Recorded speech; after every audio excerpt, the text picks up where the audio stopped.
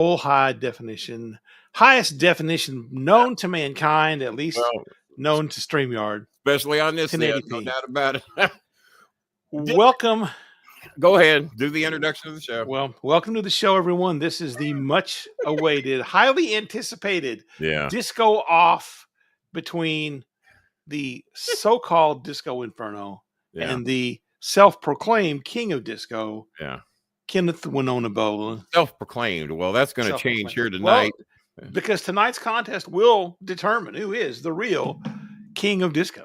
Well, that's what it was scheduled to do. But what time is it now? And I apologize, wrestling fans, internet fans, political fans, everybody that was tuning in to see what's going to go down between Disco Inferno and Kenny the Starmaker Bolin tonight. And we're running a little late. Well, it ain't my fault. It ain't Bob Hazelwood's fault. He's been here. I've been here. But guess who ain't here? And he confirmed earlier today at around 2:33 p.m. Cool, I'll be there. I mean, it wasn't much. It was like a Trump response. It wasn't much. But I took the man at his word. And here we are, 7:08 p.m., scheduled start time of 7 p.m. And I said, Disco, show some professional courtesy and show up here with your dancing shoes on at maybe 6:55. Well, under those circumstances, he's 14 minutes late. He's a coward. I told you he wouldn't do it. He must have saw the pre-show last night when I was just kicking ass and all the disco trivia. I was daring anybody to compete with me on disco trivia, but no. And like a coward, I told everybody he was in the pre-show. He is no-showed us tonight, ladies and gentlemen. He's no-showed us. And here I am about to raise my. Just go ahead, Bob. Just raise my hand. Wait, hold on. Da-da-da-da-da. What? Run in. Ladies and gentlemen, the most mature man in wrestling. Well, didn't you count him out? You could have counted him out. I got to 9. I didn't just get to 9. I got 10. That's where I got to. It's because you count. I've sat here and listened to you besmirch my good name. Besmirched. Okay. I recently saw a clip of the Super Bowl when Michael Jackson played the Super Bowl halftime at the Rose Bowl. And they had a thing where he was the director was talking about. So Michael said he called him up the night before. Says, I have a concept. He says, I'm going to stand there and I'm going to survey the crowd. And when I feel it, the show's going to start when I take off my glasses. So the guy said Michael was standing there, and if you want, go back and watch a clip of the voiceover. Michael standing like a general, just looking at the crowd like a just profiling. Then he looks the other way, and it's going on forever. And the guys like every second is like counting, and finally Michael Jackson takes the glasses off. Yeah. So now we can start the show. So that is what you have done. You not only do I see a couple of ridiculous pictures hanging back there behind your head, but now you compared yourself to the great legendary Michael Jackson is what you're comparing yourself to. I took the glasses off the show, so Michael Jackson songs. What you're telling put the glasses I could see. Basically, what you're telling me, and I'm sure you're going to have some of these ignorant fans of yours pop in here. Did we leave it to where the disco fans? His disco fans can get in, or is it? Well, did we stack? What do you mean? You're going to censor my fans? Did we stack the deck? I don't have a lot of fans. They can come in if they've been I don't know why. For 5 weeks. Did we stack the deck like a Trump rally and just load it up with everybody that's going to love him and not me? Is that what we've done? I mean, you guys can do whatever you do what you want, but my fans are lurkers usually. So lurkers, they're lurkers. They're probably watching, but they won't contribute. Our fans are lurkers when it comes to contributions. Well, when it comes to actually donating, and as a matter of fact, I do have to thank Disco the last time he was on his show, because I gave a nice donation last time, didn't I? You did, because regardless of our personal differences, regardless of our political beliefs, regardless, and that I smoked you in every debate we've ever had, the man made a nice. I won't say how much it was, but it was very nice. It was a very nice donation. Yeah, but unless Disco remembers and would like to tell everybody what he did. I like Filipinos. Well, I like Filipinos. So, well, I got one of my ex-girlfriends is a Filipino. You told me that, yeah. Well, everybody thinks I have 7,000. You know my new passion here. It's not a passion, but on my days off from work, I usually work Wednesday through Saturday. I'm off Sunday, Monday, Tuesday, and I like to have a cheap meal, like a cheap meal, like a couple of those days, right? So I always like looking up like Yelp, like the Yelp ratings and stuff, everything. But now I found the best tool to find the rest. I go on AI, and I say, like, what is the consensus best cheesesteak in Henderson, Nevada? And it'll take me right to like the best place to go for like a cheese. Like in every food out, like if I want pizza, Italian, Thai food, that's all I type into AI. Where I live, what is the consensus best restaurant? And it's been 100% accuracy so far. The food's been delicious. Damn. All right. Well, there you go. I was about to laugh at you. Yeah, I was about to laugh at you for being so bored out of your mind that's what you do. But hey, it sounds like it's paying off. I am preparing myself for weight loss surgery coming up here in the very probably within 30 days or less, give or take. Right. And my son's got me on the protein shake deal. And sometimes I have people that know absolutely nothing about health and nutrition that want to chime in and tell me anything. And then I'm thinking, you know what? Disco's a pretty healthy eater and takes care of his body. Still at this, how old are you, Disco, if you don't mind 57. me? 57. I'll be 65 March 16th. Wow. You look at my age, so. We might have two of the best heads of hair in the wrestling business, regardless. Well, we have the two best on this podcast for sure. Well, 2 out of 3, yeah. Two of the 3 best heads of hair. The three of us are either 60 or nearing 60. Bob is just a little younger than me, but at least has all of his hair. And it's chemically enhanced. Yeah, but if you go through any members of Congress, find me 3 60-year-old men or older that have all their hair. I will give you a quick little secret. Do you know I don't use any products in my hair anymore? I just rinse my hair for like 2 minutes in the shower every day. I put no product. Well, you said products. Now I'm a Neutrogena. I do not use shampoo. I do not use conditioner. Maybe once a week, if I feel I have dry scalp, I'll use some Head and Shoulders and some conditioner once every like 7 to 10 days, maybe. But other than that, all I do is rinse my hair. Ever since I've been doing that. Okay. I've started getting less hair loss. I have had people tell me that toweling your hair is bad. I towel my hair every time. But the change I made later in life, I used to wash my hair every day and towel it dry every day and then blow dry it every day. Everything they tell you not to do. And I did that rather late in life, but about age once I definitely just started working when I wanted in wrestling, I'd wash my hair the day that we did shows. And if I wasn't doing a show, I didn't worry about it. Right. And so now that I'm home doing mainly podcasting and don't go out all that much, I wash my hair about twice a week. I got my hair cut Saturday. They washed it Friday. They washed it there. And I washed it tonight before the show. And so I'm probably twice a week is as much as I wash my hair. But I use Neutrogena dandruff shampoo because my dandruff will get bad if I ignore it. So twice a week with that is what I do. But I never dreamed you didn't use shampoo at all because wouldn't it get so you're saying about once every 10 days or so you touch it? Yeah, but I rinse it twice, like for 2 minutes in the shower. Yeah. There's plenty. Just rinse this all out. Okay. So you're rinsing out the shampoo, but you're doing the shampoo. No. I'm rinsing my hair out of anything. Like I'll blow dry it. Oils I put a little bit of. Well, it's not really. I don't use any product on it. So all I do is hairspray. I put a little bit of hairspray on the days I work. No, he doesn't use shampoo. Is what he's saying. I do not use shampoo in his hair. Nothing. Just rinse. Other than. Every 10 days or so, a little bit of head. Bob, just shut you up and correct you for a second. You're on here to keep me in line and keep me correct. Man said he used Head and Shoulders. Well, Head and Shoulders don't about 7 to 10 days. 7 to 10 days. Every 10 days.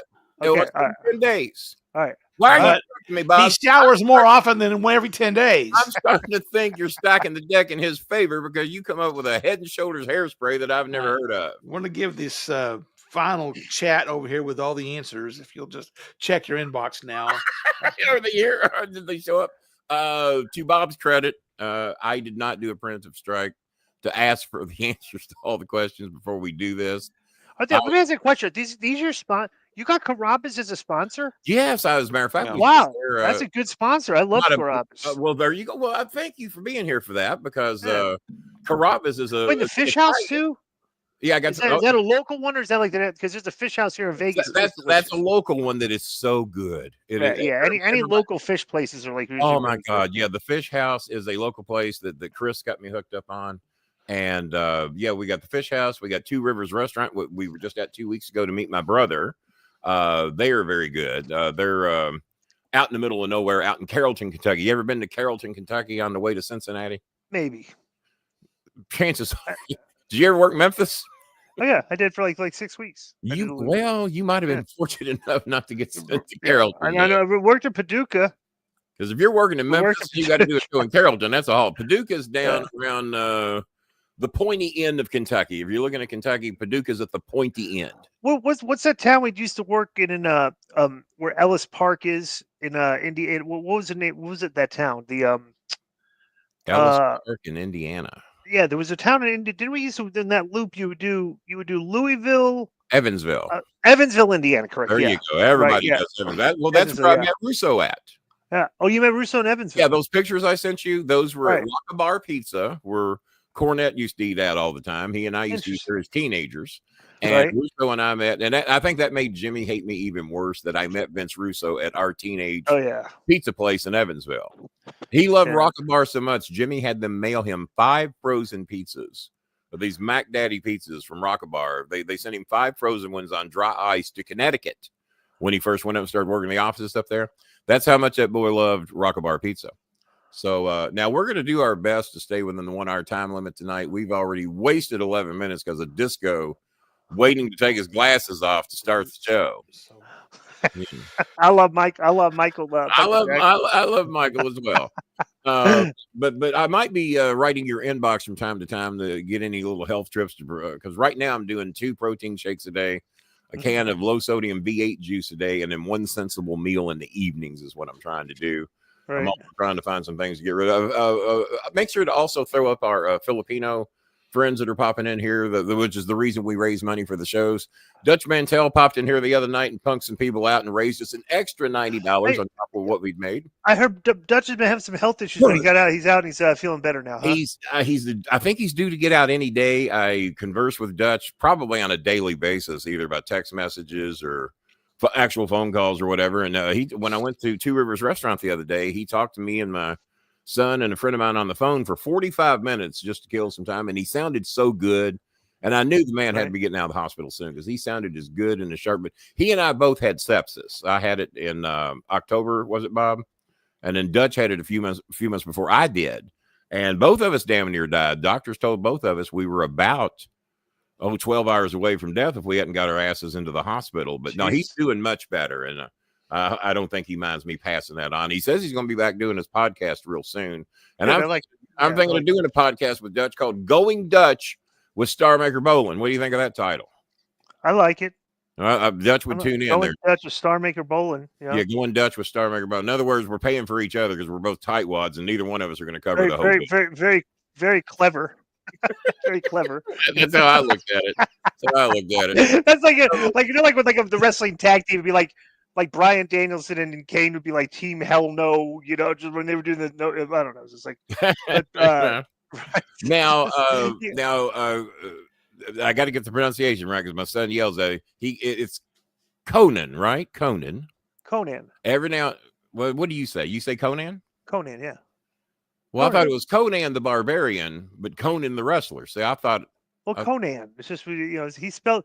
They used to spell it differently, right? They spelled it differently in Mexico, so there would be wouldn't be some confusion or copyright issues. Yeah. Well, I don't even think copyright people even care what goes on in Mexican wrestling because you listen to some of their ring music and they've been using copyrighted music for forever. So I don't even think. I got one for you before we start. I got one for you before we start the main event of the show. There's Sting the wrestler. And there's Sting the musician. Mm-hmm. One of those persons has a copyright on his name. Do you know which one it is? One of those guys has a copyright on the name Sting the wrestler. Sting the wrestler is covered. And what does Sting the wrestler do for Sting the musician? Because you would know how you worked with him. He charges for Sting the musician. Huh? He charges Sting the musician $1 a year to use his name. Now that's a good man right there. Because Sting would pay $1. He pays $1. That's what I'm licenses out for $1. Now let's start getting the hashtag going. Hashtag Sting is cheap. What Sting's a cheapo. Hashtag Sting's a cheapo. Sting the musician would pay more than $1. No, but I mean Sting the wrestler's a good guy because he could charge him $100,000 a year, and Sting would probably pay it, if not more. You never know, right? Well, I don't know. You can never know. I think Steve Borden can afford it, whatever the price tag is. Probably so. Now, real quick, what's price tags out in Vegas right now? For what? for eggs, a dozen eggs. Standard. That's a fortune. You know where the eggs are? The cost of fortune right now. Well, because chickens don't like Trump. No, bird flu. The bird flu is massive. Yeah. I've been fun, bro. It's kind of weird too. They didn't really start reporting this story. It's like they'll just let people go and say eggs are expensive, eggs are expensive, eggs are expensive. And nobody's going to come out and say, well, that's because, like, the news. You and I knew, because we dig a little bit. What we knew. It's not a deep dig either. All you got to do is go, like, AI goes, why are eggs so expensive? They'll tell you. And they tell you millions of chickens. It's simplistic like supply demand. 80 million chickens had to be killed or something. When you kill 8 million chickens, there's only 2 million chickens left. There's like, chickens are going to cost like triple the price. So it's like, working overtime here. I got one for you, Disco. Chicken, the rotisserie chicken at Costco, which I'm working on them to be a sponsor, and I need to welcome Arby's, my brand new. I love but by the way, real quick. Yes. The Arby's Market Fresh Turkey Sandwich is my favorite fast food item. Oh, there you go, man. Because it's healthy. It's healthier than the hamburger and stuff. I love the Arby's Market Fresh sandwiches. Shout out to Michael, the general manager at the Arby's at off of Heights Lane and Taylor Boulevard area over there next to Fantastic Sam's, all those great places. Shout out to Michael. He and I are working on something big with Arby's because they're tied in with a lot of restaurants. They're also tied in with Signature Health. We're looking to make a big deal with them, and Michael at Arby's is the one that's going to help make that happen. The bread on the Market Fresh sandwiches is fantastic. Is something about, I don't know what it is. Okay. I've not found another piece of bread in the grocery store similar to the Arby's Market Fresh sandwich bread. Well, man, that is a great plug because you being a health food nut, I didn't know if you would say anything good about Bear Nose Pizza, Carrabba's, Two River, McDonald's, and Arby's. And here you go. You pick Arby's logo out of the corner and tell everybody what a great sandwich it is. Once every 2 or 3 weeks. One of the healthiest in the business. When I finish my workout, yeah, I'll get the 30-gram protein shake at the gym with only 4 carbs. I had one of those today. I go get the Market Fresh sandwich. Premier. Which has about like 50 grams of protein and like 35, 40 grams of carbs. Wait a minute, there's 50 grams of protein in that sandwich? Something like 40 or 50, something. It's high. Yeah, I'm drinking that shake because it's got 30, and then I eat a piece of salmon. It might have 20 or 30. So I'm trying to get 100 a day is what I'm doing. No, you can eat an Arby's Market Fresh sandwich. Well, there you go. Now I got something good to eat there. It adds up in that for sure. Well, we're going to send this clip to Michael at Arby's, and he's going to be thrilled to hear that. And I told him, every now and then, celebrities going to pop in and say something nice about your product. He said that is a good selling point for my people involved. Yeah, I was extremely impressed on this screen when I saw your sponsors. I'm like, wow, you got like sponsors of places. Do you know what places I go to? You notice that? You know what stupid people say, Disco? Stupid people. King. Do you really have McDonald's as a sponsor? No, we throw it up there and act like they're our sponsor, getting no money, no effort whatsoever. Right. And then they could sue us for associating themselves with this show. Right. That's what we do. No, any of those companies could sue me. Well, we don't want anything to do with him. And well, that didn't work with YMCA and the Village People, though, did it? They ended up coming and performing for the man. Right. After all those stop and desist, and they ended up being the stars of the show. So, man, but no, well, I appreciate that, man. And Carrabba's, because I have Anthony Scaramucci on the show quite a bit, and he told me he's never been to a Carrabba's. That's crazy. But then again, in restaurants in New York are probably, This was my go-to meal, Carrabba's. Okay. Get the Italian salad, no croutons. Okay. Steak, medium rare, all side of rigatoni pasta, and a side of broccoli. Now I've done the rigatoni many times. I also get that 3. Like you get the triple chicken thing. The triple chicken. Yes, what me and my son get. Yes, delicious. Those are my two. And we're due to go back again real soon. And my Filipino fans are going, how do we get any of this? Well, the one to America. My favorite chicken one is the one with the tomato-based one with the cheese in the middle. Yeah. Yeah, that one's tremendous. So yeah, delicious. Yeah, okay. we're right on par with. Okay, fantastic. Well, I appreciate that, and we're going to make sure that Michael at Arby's gets to see that nice little plug that I didn't even have to ask you to do. You just did it. Yeah. So why don't we go ahead and get into some? And then if Disco and I need to touch on anything political or anything, we can do a little bit of that. And let's see, because I have no idea what these questions. I'm a little because I've run my mouth quite a bit, Disco, since we said we were having you on the show. And I'm going to be awfully Jazzy Janice says the soups are very good too. Well, go start off. You've had some stuff in your mind probably want to ask me about. So go ahead, let's start it off. Yeah. All right. So I have 20 questions. They're worth 5 points each. What I'm going to do is I'm going to ask, we'll go back in turns. I'll offer the question to Glenn first. If he gets it right, he gets the 5 points. If he doesn't get it right, Kenny gets a chance to steal. So Glenn's going for. I knew the goddamn show. Well, all right. I've got these questions here, and then we'll go back and forth to alternate between the two. Is this general trivia, by the way? This is disco trivia. Now, and these are songs that most even the rednecks out there know, right? These are pretty easy questions. Okay, all right. And then at the end, the last 6 questions are bonus questions, or have a bonus question. If you get the question right, then you get a chance to answer a bonus question for 10 more points. So there's some points to be made, especially. Bob will be keeping score, and I didn't even keep format until I popped in here tonight. Yeah, I just made this up last night. So, all right, number 1. This band had a hit song with the lyrics, "Do a little dance, make a little love." Get down tonight, Casey and Sunshine Band. All right, 5 points for the disco. For bonus points, where is Casey? I'm sure they're going to get harder. Yeah, for bonus points, you're going to know this one too. What city was the Casey from? What was it, Cincinnati? No. Oh, I don't know. I forget where he's from. Well, because Conan is from there, Hialeah, Florida. Hialeah, Florida. Interesting. I give 5 points. I give 5 points. But you're going to beat me on that. I'll admit you know more about music than I do, but I think I should hold my own here. Well, that's somewhat okay. That tells you this show ain't rigged, because that should have been my first question. Well, that's why I asked it to him instead of you. He did good. All right, very good. Question number 2. This one's to Kenny Bolin. Someone left a cake out in the rain. Where did they leave that cake? That was Donna Summer, MacArthur's Park. MacArthur Park is the correct answer. 5 points for Kenny Bolin. Bonus points? Oh no, these are easy questions. The bonus questions are at the very end. Okay, I'm going to ask for Disco. Okay, for 5 bonus points, and I'm giving this to you. Who wrote Donna Summer's music for just about the majority of her career? Oh God. And they're also involved. Should this be an easy answer? It could, if you follow Donna Summer, it should be easy. And this person also wrote one very famous wrestling song that was also a part of a famous movie. Rick Derringer?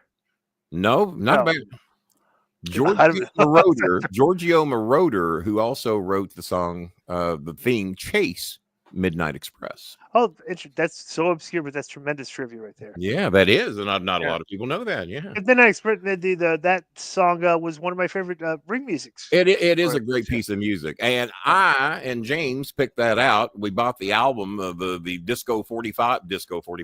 They were 12-inch singles, and we had like a 13-minute version of that song. And we freaking loved it. And then it was in the movie, of course. And that's how the Midnight Express chose that, was because me and Jimmy loved the song. That's how they got it. Yeah. All right. Question number 3. This one goes to Disco. This movie is credited with kicking off the disco craze in the United States. A Saturday Night Fever. Correct, you are. Like I said, these are not real hard questions. Yeah, I got it. All right. This question goes to Kenny Bolin. Kenny, what size shoe did Harry Wayne Casey wear? Yeah. Go ahead. The color was John Travolta's underwear. No. The song Disco Duck was performed by. Now, before I answer that, Disco, do you know the answer to that? Don't give me the answer. If you tell me, I know it, okay. But I don't probably know. That was Rick Dees. Rick Dees, right? I was thinking. I knew Rick. It was Rick something. I didn't Rick Dees when not Rick Derringer. Oh, right. Yeah, but that's why it clicks. It's like Rick. And then Rick Dees went on to host a show. I think it was called Into the Night, and he had one of those late night talk shows that had wrestlers on all the time, including oh God, shit. He was one of the Suns wrestlers. Fuck. Didn't Rick Dees have some big controversy in his life or something? Bob will have to Google that. Yes, there was a controversy because the guy who did the duck voice was not Rick Dees. The guy who did the duck voice sued Rick Dees for royalties because he got paid like $166 to do. Well, you all scooped me on that because I never knew that. Yeah, that's So the guy that did the main thing people listen to the song for got $160. Yeah. He was a DJ, and when he did the song, his own station wouldn't play it because it was a conflict of interest for them to play it. And then none of the other stations in the area would play it because they didn't want to promote that DJ. I think the song was developed in Memphis. Yeah, so it was a hit everywhere in the country except for Memphis because none of the stations there would play it. That's interesting. Yeah. But I think that song had Memphis ties to it. Technically, the answer is Rick Dees and his Cast of Idiots. Cast of Idiots. There you go. Yeah, that was the name of the group. Yes. All right, so let's do that question. Question number 5. Much like Disco's podcast. This New York City club was famous for disco, cocaine, and celebrity decadence. Who's got that one? My wrestling character, the bio was that the Disco Inferno character was what do you call it? When you make Whoopi in the what do you call it? Conceived in the DJ booth at Studio 54 in New York City. That is my cover story. Studio 54. I knew that one. I knew that one as well. Studio 54. That's actually good covers for the Disco Inferno. I was conceived in the DJ booth at Studio 54. That would almost have to be. I mean, if you're going to be Inferno, that's where it had to have happened. Even though the timeline doesn't really match up, it sounds good, right? Probably not on the top. All right. All right. LaDonna Adrian Gaines. This question is to Kenny Bolin. Oh, shit. LaDonna Adrian Gaines had several hits in the disco era. Among them, Love to Love You, Baby, Hot Stuff. What was the stage name of LaDonna Adrian Gaines? Well, I would have missed that if you'd asked me who that person was because I wouldn't have known, but that was Donna Summer. That was indeed Donna Summer. We are tied at 15-15. What a knockdown drag out. Everybody, I've been telling everybody I was going to stomp his ass, but it ain't happened yet. So. Well, I'll give the easy question. We're still getting the, You know, just real quick, did you know that I've been on Win Ben Stein's Money? With Raven and I was on that show many, many years ago with Raven and Kimberly Page. And you know why we wanted to Kim Page were huge Jeopardy fans. Kim was on the Rick Dees show as well. That was one of the names I was trying to come up with. And who did somebody who was dating one of the younger wrestlers was on that End of the Night show with Rick Dees as well, but I'm blanking out on who. But it would have been in the early 90s. All right. 90, 91, right around there. End of the Night with Rick Dees. I think it appeared on ABC TV. So what's the next? All right, this question goes to Disco. Wait, this is a I just answer? Right. Yeah, I just answered the Donna Summer question. Okay, yeah, right. Go ahead. Right. This item is commonly found hanging from the ceiling in discotheques. A disco ball. A disco ball is indeed correct. I think I need to hire me a new question and answer, guys. What I need to do. Well, come on. I mean, I'm trying to make Donald Flowers could answer that one. Trying to make it so he wins. Yeah, I'm trying to make this competitive. Donald Flowers has donated some good money recently. He bought one of my autographed Midnight Express pictures, as a matter of fact. I had a few here from years gone by and some pictures of The Undertaker. And I don't have a Disco Inferno autograph, and I don't have a Sweet Stevie Cool autograph, even though I do have his action figure floating around here somewhere. And I do not have a Conan autograph. I need to work on that. Not that I would be selling them to, but all the pictures that we sell here, I pocket all that money because they were mine. All right. This question goes to Kenny Bolin. Yes. Who sang the song Disco Inferno? Or who sang the song Disco Inferno? Which band? Disco, you probably know that, right? I know this, yeah. That was done by the Tramps. Correct. The Tramps. And what's special about the Tramps? You knew that one? Yeah, of course. What's special about the Tramps? Well, just the name. The Tramps. Spelled with 2 M's. Oh, that you'd have got me on that one. I didn't know that. All right. So I was spelling it. I wouldn't have done. That's how my brother would spell it, because he's very low educated, don't know. Yeah. Disco, my screen. To explain, Disco, my screen is here directly in front of me. I watch the show on a 70-inch monitor.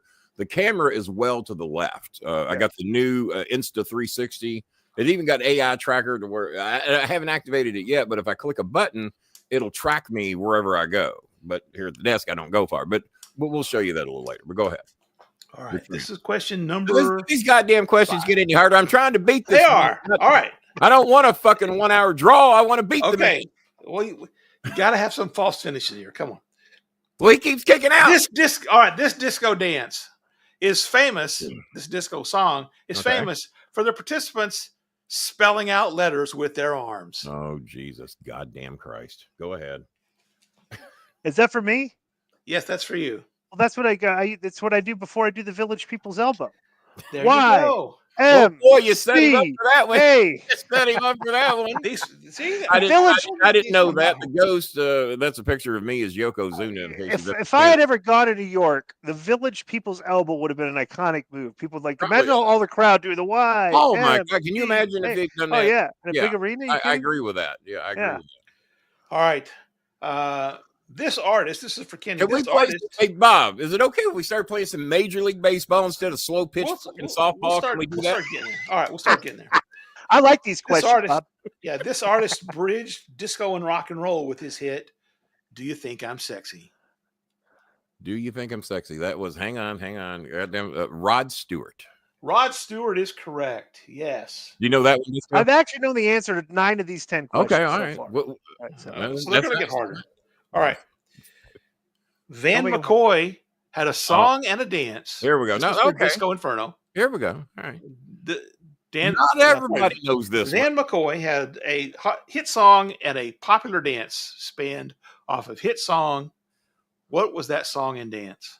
Okay. Van McCoy. There we go. Now we're lobbing them in there at about 65 now. So. Yeah. God. Van McCoy. I forgot this one. I'm gonna take Kenny Bolin, A Chance of Steel. Hang on here. I just went blank. That was The Hustle. The Hustle. God damn. How did I not get that? Great song. I know. I can't believe that was on. I actually put when I sign autographs. These are my 3 autographs. You want to hear my 3 autographs I signed? Sure. Charlie Hustle. Burn Baby Disco Inferno. Okay, all right. Shake Your Booty, Disco Inferno. There you go. Do the Hustle, Disco Inferno. So those are the 3. You missed the Van McCoy. I missed the Van McCoy one, the Hustle. Jeez. Well, you won't miss it anymore. You're gonna know from now on. All right, Kenny Bolin, this question is for you. Gives you a chance to take a big lead here. Big lead if I get this one. What band did the song Funky Town? I want to take you to Funky Town. You know that? Do you know that one, Disco? I know that for sure, 100%. Yeah. Oh, do you? Okay, Lip Sync. Lips. That was easy. Wish we got the Van McCoy. We're now Bolin Services Inc. So I was actually my YouTube. I was playing that on YouTube like 2 days ago. Were you? There's a good night. There's an excellent 9-minute version of that song on YouTube. Oh, me and Cornette it's dubbed into the Soul Train dancers dancing to it. It's tremendous. Oh my God, yeah! Like all days is Soul Train. Like everybody goes. It's a great. Everybody check that out. If you're a fan of disco music, you're an old fan of Soul Train. Check out that video on YouTube. Have any of you assholes any of you good people donate? You're not supposed to call them assholes. Do you know if they donated or not? Let's see if we got any. Celebrity shows have a tendency to be low on donations. We have one donation from the sweetest, kindest, most generous person that watches this show of all the females. Well, she's top 2 or 3. Jazzy Jana from Louisiana has issued a $25 challenge. This is a great show. Kenny and Disco are entertaining us. Please match my $25 donation because we are trying to raise money to get dental work done on our good, sweet friend Eunice. She needs, now listen to this, Disco. She's getting 3 teeth pulled. Medication, we had to get medication for her last night to get prepared to get her 3 teeth pulled. Medication for the post-surgery and then to replace 3 teeth. Do you know what the grand total of all that is? Does she have insurance, yes or no? Fuck no. It's Jesus Christ. No. Probably through the roof. That's like $500 or some ridiculous. Well, in this country, you would probably be right. But in the Philippines, we can get her 3 teeth replaced, her teeth pulled, medications, everything, for right about the whole thing, about $100. Interesting. And if it's a little over than that, me or Bob will pay the rest of it. But about $100 to get all that taken care of. Nice. So we want to put that. It'd be like $500 without insurance. And we also want to help that young lady that wants to work for a living. She needs some manicure materials. Because Bob thought she just wanted him to play with, and then I said, "Yes, she's like some manicure stuff." I'm like, "No," and it's about $30-$40 worth of manicuring stuff, but she wants to have that stuff so she can earn money in her neighborhood doing manicures because Filipinos love to get manicures. So there we go. So Jazzy Jana is the only donation of the night. We knew we weren't looking for Disco's people to donate because he says they don't even do it on his show. So And Donald Flowers has been very generous with this week, buying some of our autographed pictures. We posted 4 up for sale. We'll show them a little later in the show. A couple of Midnights have already sold. One Undertaker has already sold. And then I think we got a couple, 3 others. I forgot. The Hardy Boy. We have the Hardy Boys, both of them on a picture. And these are pictures of Disco I've had for 20 and 30 years in many cases. And, you know, what am I going to do? I'm getting old. Shit, let's sell them, make some money out of them, and help some people. So that's the plan.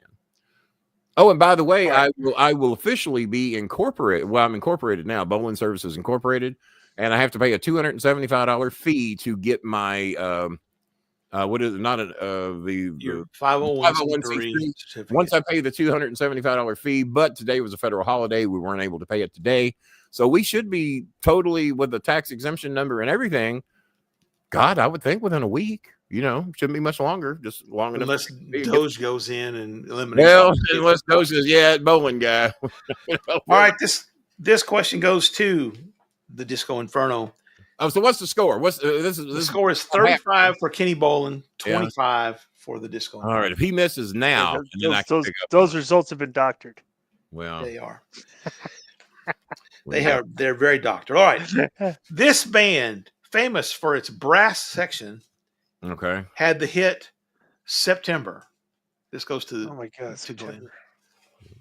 Their brass. If he doesn't get this, I'm going to be shocked.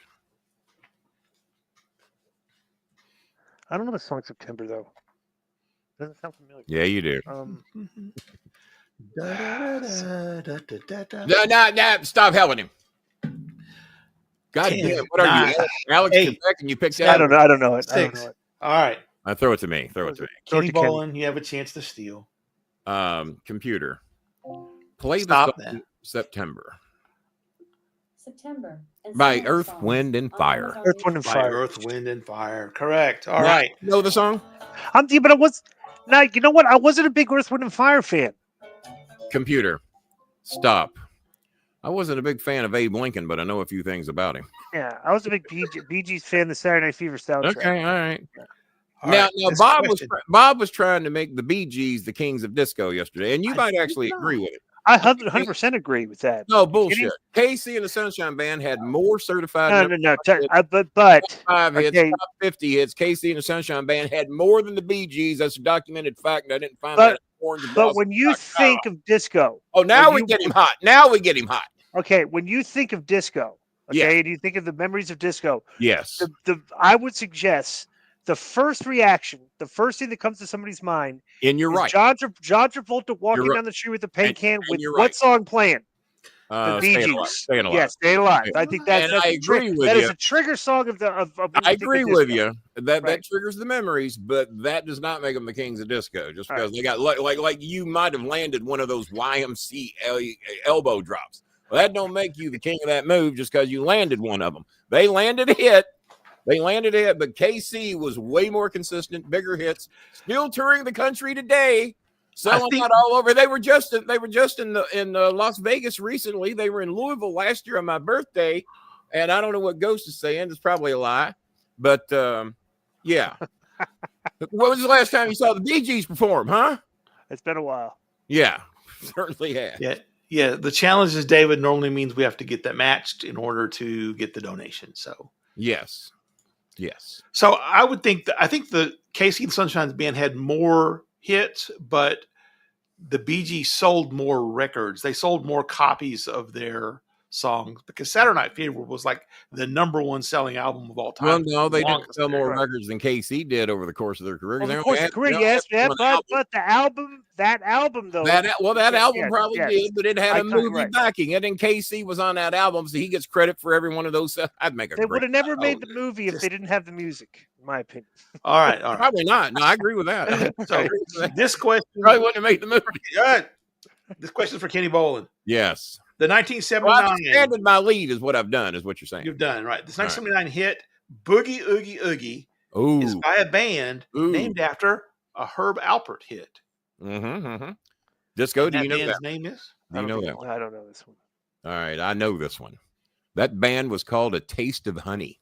Yes. A Taste of Honey. And what big hit actually hit on the disco charts by Herb Alpert and the Tijuana Brass? It did very good on the disco charts. Interesting. I did not know that. I will admit, you know more about music than I do, but I will defend my honor here. You're real quick, Bob. That disco hit that did good on. I wouldn't call it a disco song, but it did good on the disco charts. It played on Disco 103 in Louisville, Kentucky. The name of the song was Rise, and my name was Kenny Risen. So I made that my theme song in high school. Rise by Herb Albert and the Tijuana Brass.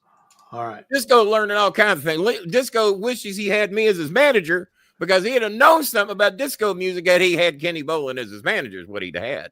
Maybe we should resurrect that career because I can't wrestle and you don't know anything about disco. All right. So this is the first question with a bonus. You didn't think I'd no taste of honey, did you? Because I see it in your eyes. I got Bolin on this one. Yeah. I've got one that may get Bolin here. All right. This is I've been terrified I'm going to miss one of these because I've the lyrics to this song. At first, I was afraid. I was petrified. Okay. Name the song, and then for bonus 10 points, name the artist. Okay. What you got? Song for who's it? Is it for me? Yes, that's for you. Okay, I Will Survive by Gloria. Gloria. Is the first name right? You got the first name right. What the frick's her last name? He could blow this whole thing because the winning he's got to answer this. He can blow it. He can fumble on one. He can fumble on one just like those Falcons. I forget her last name, Gloria. I should get half credit for that. Well, it's not Estefan. Yeah, not Estefan. No, it's not Estefan. But it comes to me now. It comes to me. No, you have to get both parts right to steal. So he got the first part right. He gets the 5. Okay. The bonus is not awarded. That was Gloria Gaynor. 5. Gloria Gaynor. Gloria Gaynor. All right, this question goes to Kenny Bolin. Yes. The Bee Gees. Name the 3 members, the first names of the members. Oh, shit. God damn. This might be the one that gets me that he gets. Andy Gibb. Nope. No, Andy was not one of the Bee Gees. We'll go back. Andy Gibb was never a Bee Gee? No, he was not in the Bee Gees. He was always a single act. Oh, because the only Gibbs I know were Andy Gibb, Barry Gibb.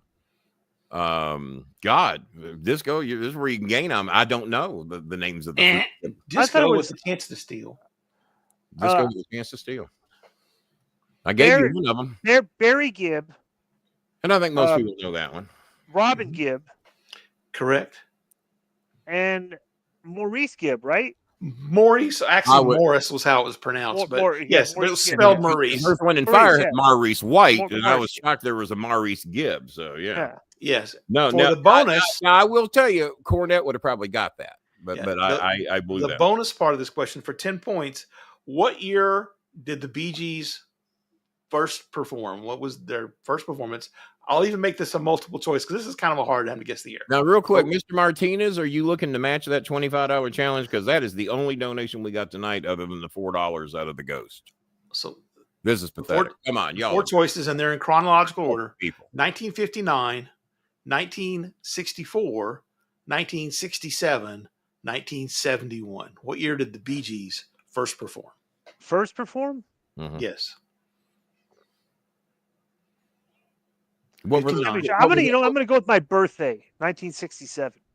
1959 was when the Bee Gees. Wow. Are you serious? You know what? What was their first song? I wasn't born yet. I find that I'm gonna challenge that. He's throwing the red flag, as Russo would say. He's all right. Flag. He's challenging that. I tell you what, I never heard of him until 30. Well, the first song, let me Google this. First Bee Gees that I song loved was Jive Talking. That was and I bought the record. Excellent song. I bought a great song. Yeah, I bought that in '74, I think, maybe '75. All right. So Bee Gees. So time out. Time out. Oh, we got a time. We got a time being thrown. All right. Okay, I went on Wikipedia here. Bee Gees first. Okay. Right. Wikipedia, that source that's never wrong. Oh no, you're right. Okay, no, that was actually named one of their albums. Jazzy Janet guessed 1950s. This is why I got confused. Okay. The name of the album, Bee Gees First, was released in 1967. Was it really? I would not have got Yes, that's why I got confused. But 1959, what was their first song in 1959? Now, Martinez, you haven't donated in a while. What do you mean a 1250 snowball challenge? Come on, man. Match Jazzy Jana and help us out here tonight. We got 50 people in here watching and 2 people donated. Well, I'm going to actually do more than this. This is the Bee Gees, and I'm going to share my screen and show you. Oh, we're into screen sharing now. Come on, Martinez. They were down here in the audience. The Bee Gees. Barry A., the leader of the group, come here. Here they are on Australian TV in 1960s. And your young brothers. Now, come on, who are you? Which is which? Look how young they are.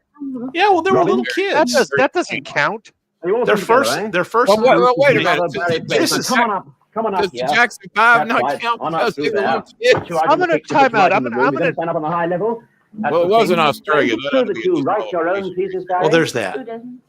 And what are you going to play for us now you've come down? All right. Yeah, we got to be careful because you got the question that you stole from Kenny, so all right.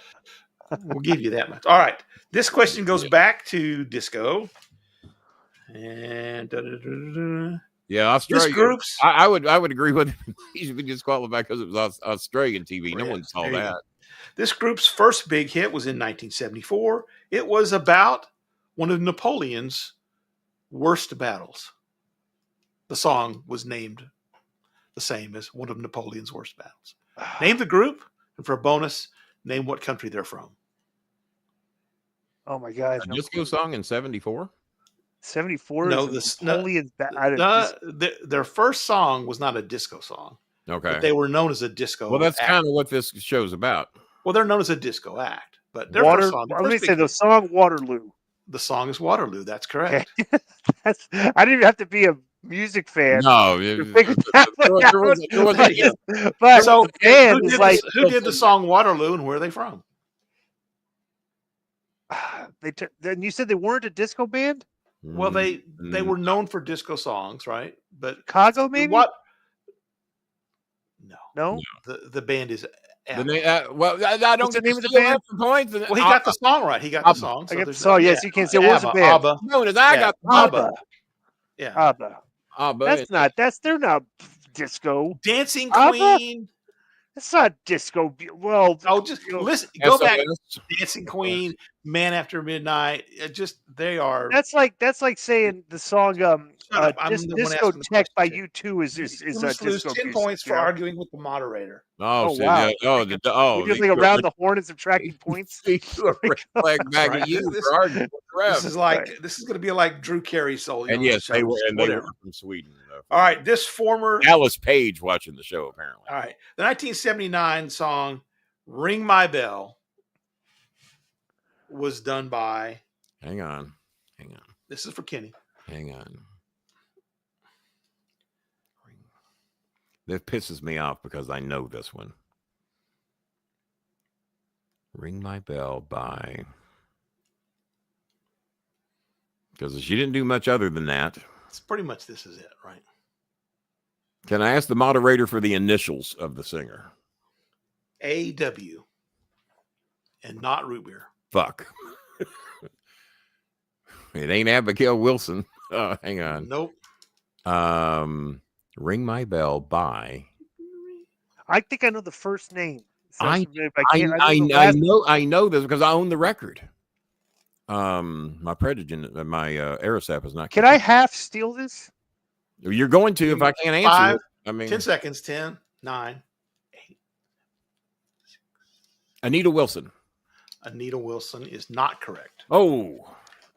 Anita White. Anita Ward. Anita Ward. We both got that wrong, though. That does not count. We both got it wrong. Right. The bonus question was going to be, what did she do before she was a singer? The answer would have been she was a prostitute in Sweden with ABBA. School teacher. Yeah, she was a school teacher. All right, the last 2 questions are up. This one goes to Disco. In the movie, I would have said just randomly, like randomly, what did she do? Like, I don't know, Uber driver. Whoever Uber driver, right? Real Uber. So let me add the scores up real quick because we're going to the last round. So 5, 10, 15, 20, 25. If we might go a little bit overtime because we got. I can go overtime. I don't mind. Yeah. Hi, Choco. So Kenny Bolin has 45 points. All right. Disco has 5, 10, 15, 20, 25, 30, 35, 40 points. Ooh. That's not including my minus 10. So you can get that back by being played. 45 to 40. Anita Ward. Yeah, I own that damn album. Right. All right.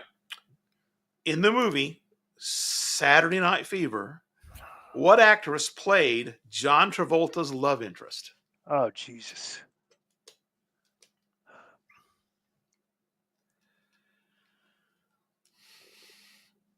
God, I should have watched this movie to prepare for this.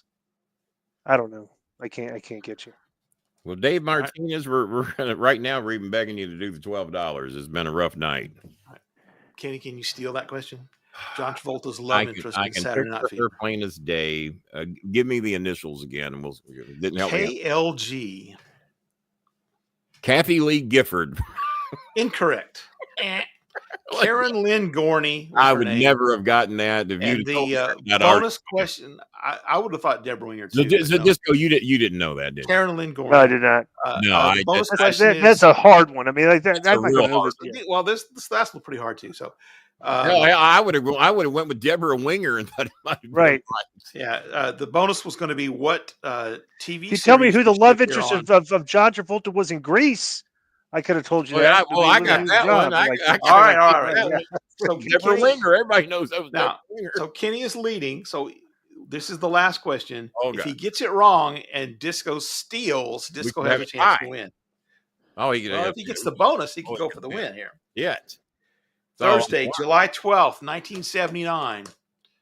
The second game of a doubleheader was interrupted due to this Major League Baseball promotion gone wrong. It was an anti-disco show at Comiskey Park with the Chicago White Sox, to where they come out and it got out of hand. Police had to be called. They had to cancel the second game of the doubleheader because people setting shit on fire and destroyed the stadium. And it was one of the worst promotions in the history of Major League Baseball. It was anti-disco night. A lot of people over the record. That's inaccurate. That is not correct. I'm going to steal it. Disco Demolition Night. It was indeed Disco Demolition. Yes. No, that's anti-disco night. It was known as Disco Demolition Night, not anti-disco. Now, it's tied. Disco. We're tied. It's tied. This is bullshit. The bonus question. What the hell is going on? What two teams? You pulled the hair, Webb. You pulled the hair. You didn't see it. Crying out loud. He pulled the hair right there. Oh, my God. I'm getting rigged on my own show. What? You don't think Disco Demolition is anti-disco? You two are in cahoots with each other. The specific name is called Disco Demolition Night. That's what it's known as. Look up Wikipedia. Okay, all right. If you look at Wikipedia, Disco Demolition Night, it has this, and it doesn't say anti-disco night. What were the two teams involved? This is the bonus points and give you the win. What were the two teams involved? White Sox and the Tigers. The White Sox and the Tigers is correct. Disco wins the contest 55 to 45. This was fucking Miami and San Diego. Do you have any you know what we should do? Hang on. Let's play YMCA. Kenny, let's play YMCA for my victory. You can do the Trump dance. Disco, I got you. Hang on. I got you. Kenny, do the Trump dance for me. Blow me. Bob, give me the full screen. Put you all. Here we go. I got you, Disco. I'm going to be a man about this. All right, Disco. I am so thrilled for you. So here's, there you go. There's a little confetti. For Disco. And hell, what would it be if Disco didn't have some laser lights going on? A little laser light. And being as he San Diego'd me, this was the great Miami Dolphins San Diego Charger game, to where the Dolphins did the big comeback only to lose the goddamn game in the playoffs. Fireworks for Disco Inferno out there. Vegas is famous for fireworks. And for me, this is a cloudy, rainy day. This sucks. It's bullshit that my co-hosts. Hey, I gave you credit for Rick Dees when it was actually Rick Dees and his cast of idiots. So for all of my Filipino girlfriends, all 7,500, a little love right there. And thumbs up for this. So thumbs down for the fucking co-host who Eddie Gonzalez from Eagle Pass hasn't. If he hasn't sent them to you, just FYI. We don't know about the Conan show, but thank you for your $5. The Ghost has a bonus question. Can Kenny name the disco song that Kiss did? Kiss did a disco Kiss song. did a disco song. Yes. Did they? Yes, they certainly did. Yes, I know the name of the song. It was called "I Was Made for Loving You, Baby." That's a disco song. That's not. Yeah. Oh, yeah. That was. Oh, it was big in the discos. They were going head to head with Casey and the Sunshine Band's "I'm Your Boogeyman" on the wacky Top 5 at 5, and it was either that, Love Gun, which did good, and Casey and the Sunshine Band's "I'm Your Boogeyman." But yeah, I Was Made for Loving You, Baby. That disco was such a big thing that Electric Light Orchestra did a disco song, right? Can't bring it in. Kenny, I just matched at $25. Oh, thank you very much. Thank you very much. We appreciate that. Let's get it going here. Thank you so much. Should we do some bonus questions? Well, I didn't have any, but I can look some up. Well, Disco, let me and Disco one off each other. And Disco, you ask me a question that you wonder if I know, and then I'll see if I got one for you. Just as a one-time bonus here, just to see what we come up with. Let me see. And I'll have to think on it as well. So, or maybe somebody. I have some question. I have some 1970s trivia questions. So we'll go. These are bonus. Have you ever? Let's see. And there it is from Disco Inferno, and it's your real name. I mean, everybody knows it. He did match the 25. You know, I got a new feature here I can do. Give me the full screen. I got to go to my studio real quick, and I can now just zoom in. Look at that. There we go. See what I can do there. There it is. Nice. Just to show you we're not. And I got my little mouse here will zoom in. This Instacam 360. I'm recommending all podcasters get this thing. They're calling for what we got guests from Saudi Arabia. I saw. What's that? Yeah, somebody from Saudi Arabia. Mango Jennifer. Yeah, she's working there. Yeah, she's working there. Interesting. Okay. Now, let's see if this is working. You want to back see what I did there, Glenn, with the AI tracking? And then if I move, the camera follows me. And this is the Instacam. Oh, I like that. 60. Yeah, it does some pretty neat stuff. So I'm going to leave the tracking on just for the fuck of it, but because we haven't really shown that feature off too much. Kenny, I want to ask you a question. Oh, Matthew Herbert is a relative of mine. He's like my nephew. And Matthew Herbert bought one of the autographed Undertaker pictures and is trading me. This is why he got a good deal on it. The last WWE show I did, I shared a locker room with The Rock, Triple H, and Test. Well, he has an autographed picture of Test, and I don't have anything signed by Test. And being as I shared a locker room with him back when he was dating Stephanie McMahon, I thought that'd be a cool thing to have. So I gave him a good deal on an autographed Undertaker picture. And I think he's coming over here to pick it up probably in a week or so. So Matthew's and thank you, Disco, for matching the $25 donation. We appreciate that. And anybody else in there that would like to accept that I bet you DP would probably like to donate $25. They recorded some discos. So there you go. DP chiming in. And there we go.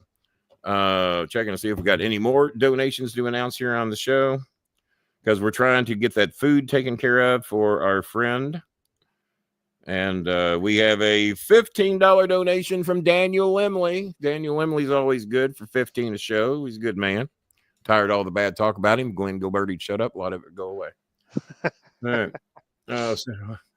So you've unblocked the Inferno on what, 2 years ago? How long's it been, Glenn? It's been a bit. You randomly block me and unblock me sometimes. I don't know. Maybe you see something I tweet you don't like and you block me like because I only recall blocking you one time, and I've already forgot what it was over. But I remember you had said something nice about me on a podcast. Right. I'm riding in the car, and I think Cameron, who went with me, and he got to talk to Dutch Mantel on the phone the other day. And so Cameron was in the car, Chris was in the car. And I said, Disco said, what? I said, really? I said, man, I got him blocked on Twitter. He said, well, you should do something about that. So I had Glenn's cell phone number, and I reached in my phone, dial him up. First ring, he answered the phone. Hey, Kenny, what's up? And what was the name my son had for him? Glenn, you probably the most mature man in wrestling. Right. Not to hold a grudge, because I'd had him blocked for months and months. Maybe half a year, maybe longer. He just answered the phone on the first ring, and I told him I'm sorry, and we patch things up. And now blocking people doesn't do much anymore because you can still see their stuff now. That was a pain in the ass. Yeah, you didn't know that? No, I'm not on Twitter much anymore, other than to promote you on the show today. If somebody blocked you, you can still go on their page and look at everything they do. You scroll down and you'll see their first pinned post. Under the pinned post, it'll say so and so has blocked you, and you cannot comment or retweet their tweets. What they say, but you can see all their content.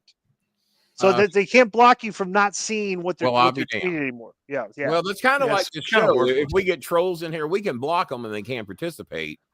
But I'm waiting for the day that you can block them and they can't even see the show. Because I bet we get a lot less trolls. I don't mind. I put all my content out. I'm not a blocker. You tolerate a lot of shit, which is how you earned the most mature man in wrestling. Because if you look at a lot of Twitter accounts, they're basically cartoon pictures.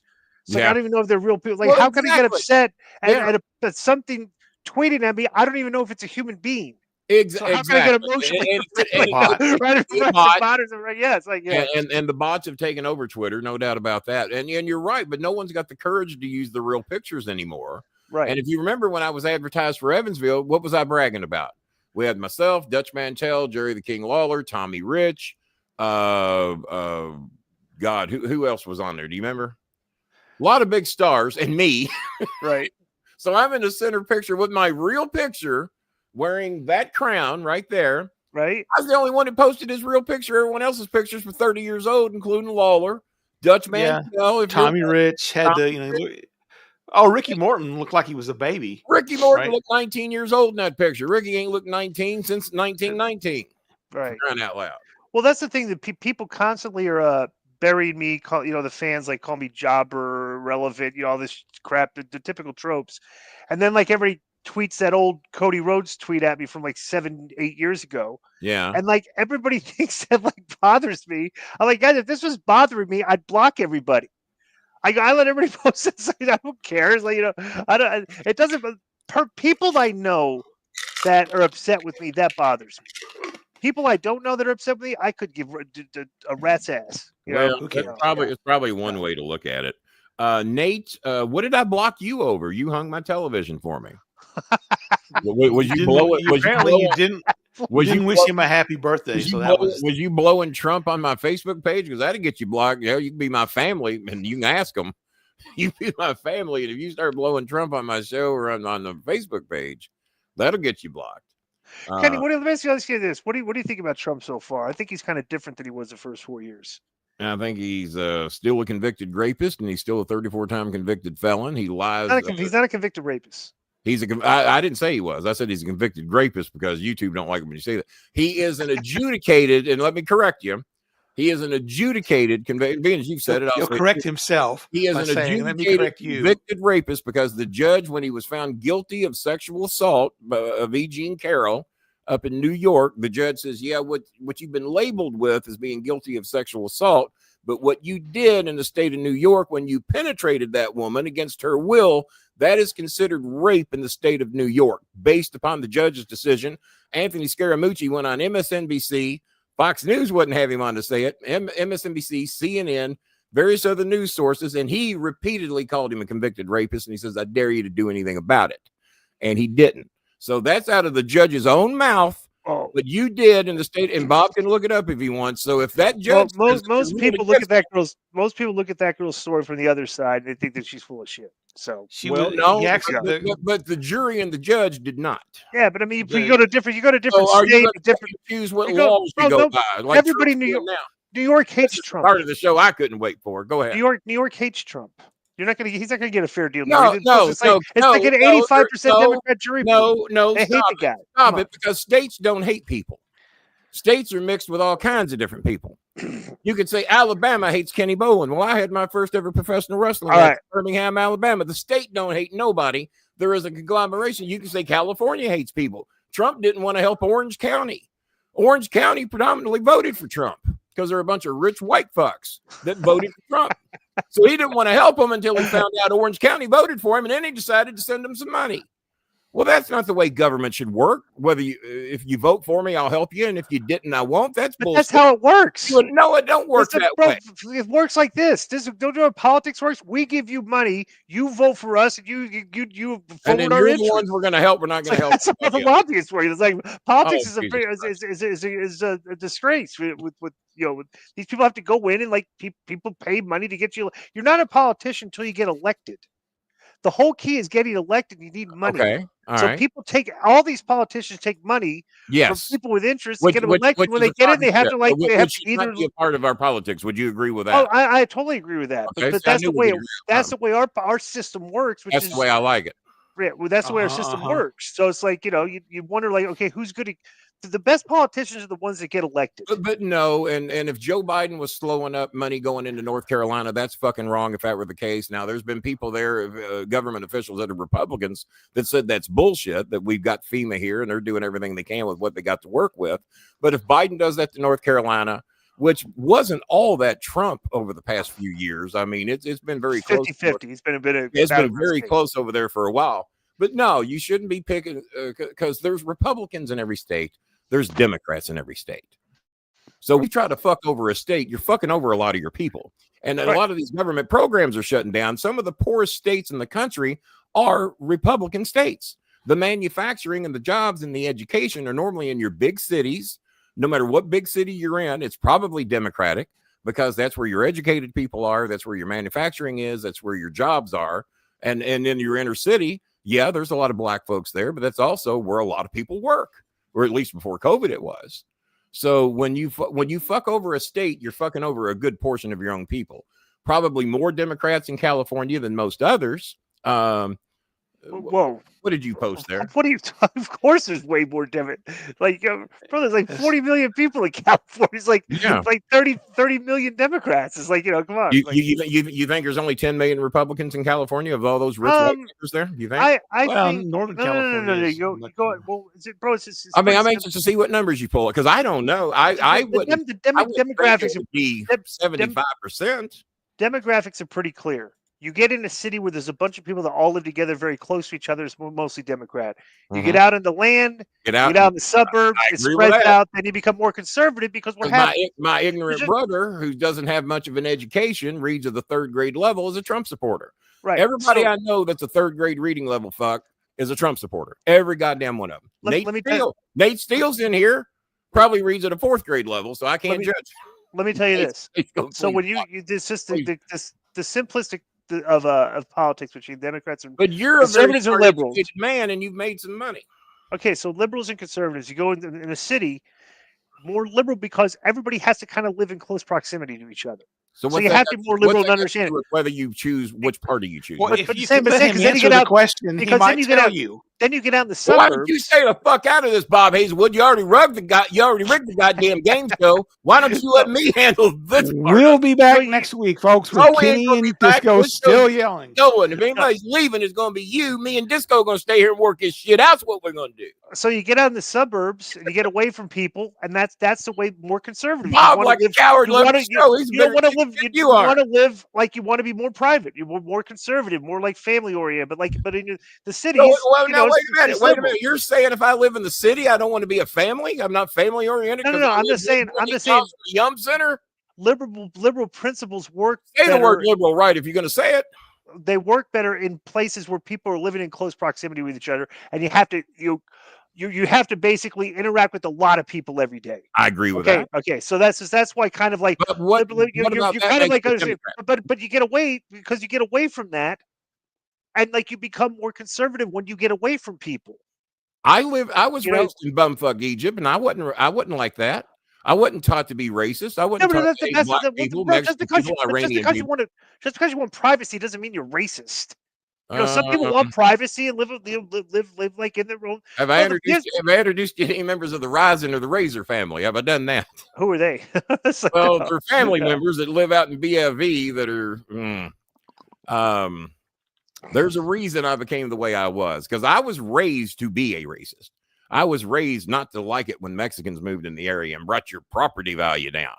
But the black person moved into the area. Oh, there goes the property value. I said, Dad, we live in a fucking block house made of fucking white blocks They got more fucking money than we got. They got a fucking new car. We got a jalopy that we have to pray starts every fucking day. Those people do better than we do. So what did they do to bring the property value down? I'm telling him this at fucking age 11. So no, I was raised, but I don't know. And the way Italians were treated when they first came here, I would think Italians would be the first ones. That still calls me a big bandwagon to defend Mexicans, blacks, and any other race that's here. Bob, you're come back. Russo keeps making fun of my nose, so he's body shaming me for being Italian. Says I got a big nose. Who does that? Russo calls me How big nose. How dare he? As a matter of fact, I challenged Russo to come in here tonight. I said, I dare you to come in and do a run-in on me and Glenn Gilbertti tonight. We're going to be on from 7 to 8. I dare you to come in. It'd be a great pop for the fan. Don't tell me you ain't got 5 or 10 minutes. That Russo could have done a run-in. Why does Russo hate me so bad? Do you have an answer? No, he doesn't hate you. He loves you. He just hates wrestling. I'm sending wrestling on every show. Vince hates wrestling. He's like that's his he does not. He's telling everybody that he loves wrestling because he talks about it on every show. I see all the clips. But his shtick is he hates it. That's like I just sent Vince a join link. So Vince, if you're watching, I sent him one too. Be nice. Me and Vince have been in arguments lately because I don't care about you guys. The chat folks are arguing with themselves. I don't want them to do that. What are they fighting? I haven't read a word, and God knows. me and Vince are arguing on our podcast because Vince, I watch Raw, I watch SmackDown, and I watch a little Raw, and I'll check it out tonight eventually. And I watch Dynamite. Okay, now my viewing habit is like I don't watch a show when it airs. Okay. I'll either like go on Hulu or now I can go on Netflix and watch it, and fast forward through. I usually fast forward through the matches. Yeah, I do a lot of that. A lot of that, and I like to see the big promo segments and stuff and everything. And so, well, I'm an interview guy. I love a good interview. Right. So Vince is convinced that their content is all terrible still, and I'm like, well, that doesn't make any sense because they're selling out. Yeah, one company is getting a third of an arena in some cases. One company had to cancel an outdoor event and move it indoors and tell everybody they sold out. No, they didn't. No, they didn't. Right. When you got to move from Papa John's Stadium to the Louisville Gardens, you didn't sell out. Well here's 70,000 people into a 5,000 seat arena is what you did. Here's the dumbest part of what's taken over the internet. Okay, and the online. Every week, the ratings come out for the shows. Okay, and Meltzer, will you tightwad motherfuckers donate something? David Martinez, you promised a $12.50 donation. It's the least you can do. Come on, you selfish little bitches.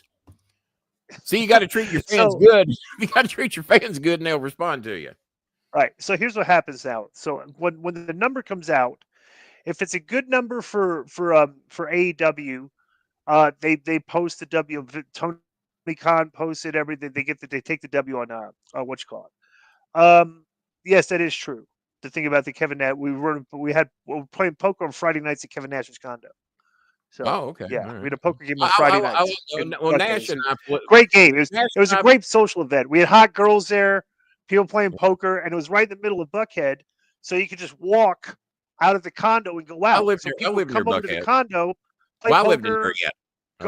Yeah, it's where I live too. So okay. But I was saying so the thing now with everybody just tries to post W's and L's on social media like it actually means something.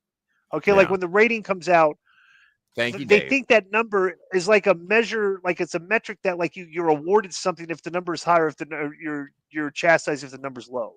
But the thing is with professional wrestling today, the WWE just signed a 5-year deal, okay, for their there's TV Netflix rights. Okay, they're going to get like $3.5 billion they're getting the next 5 years. Whether they sell enough tickets, they're going to be open. Yeah, right.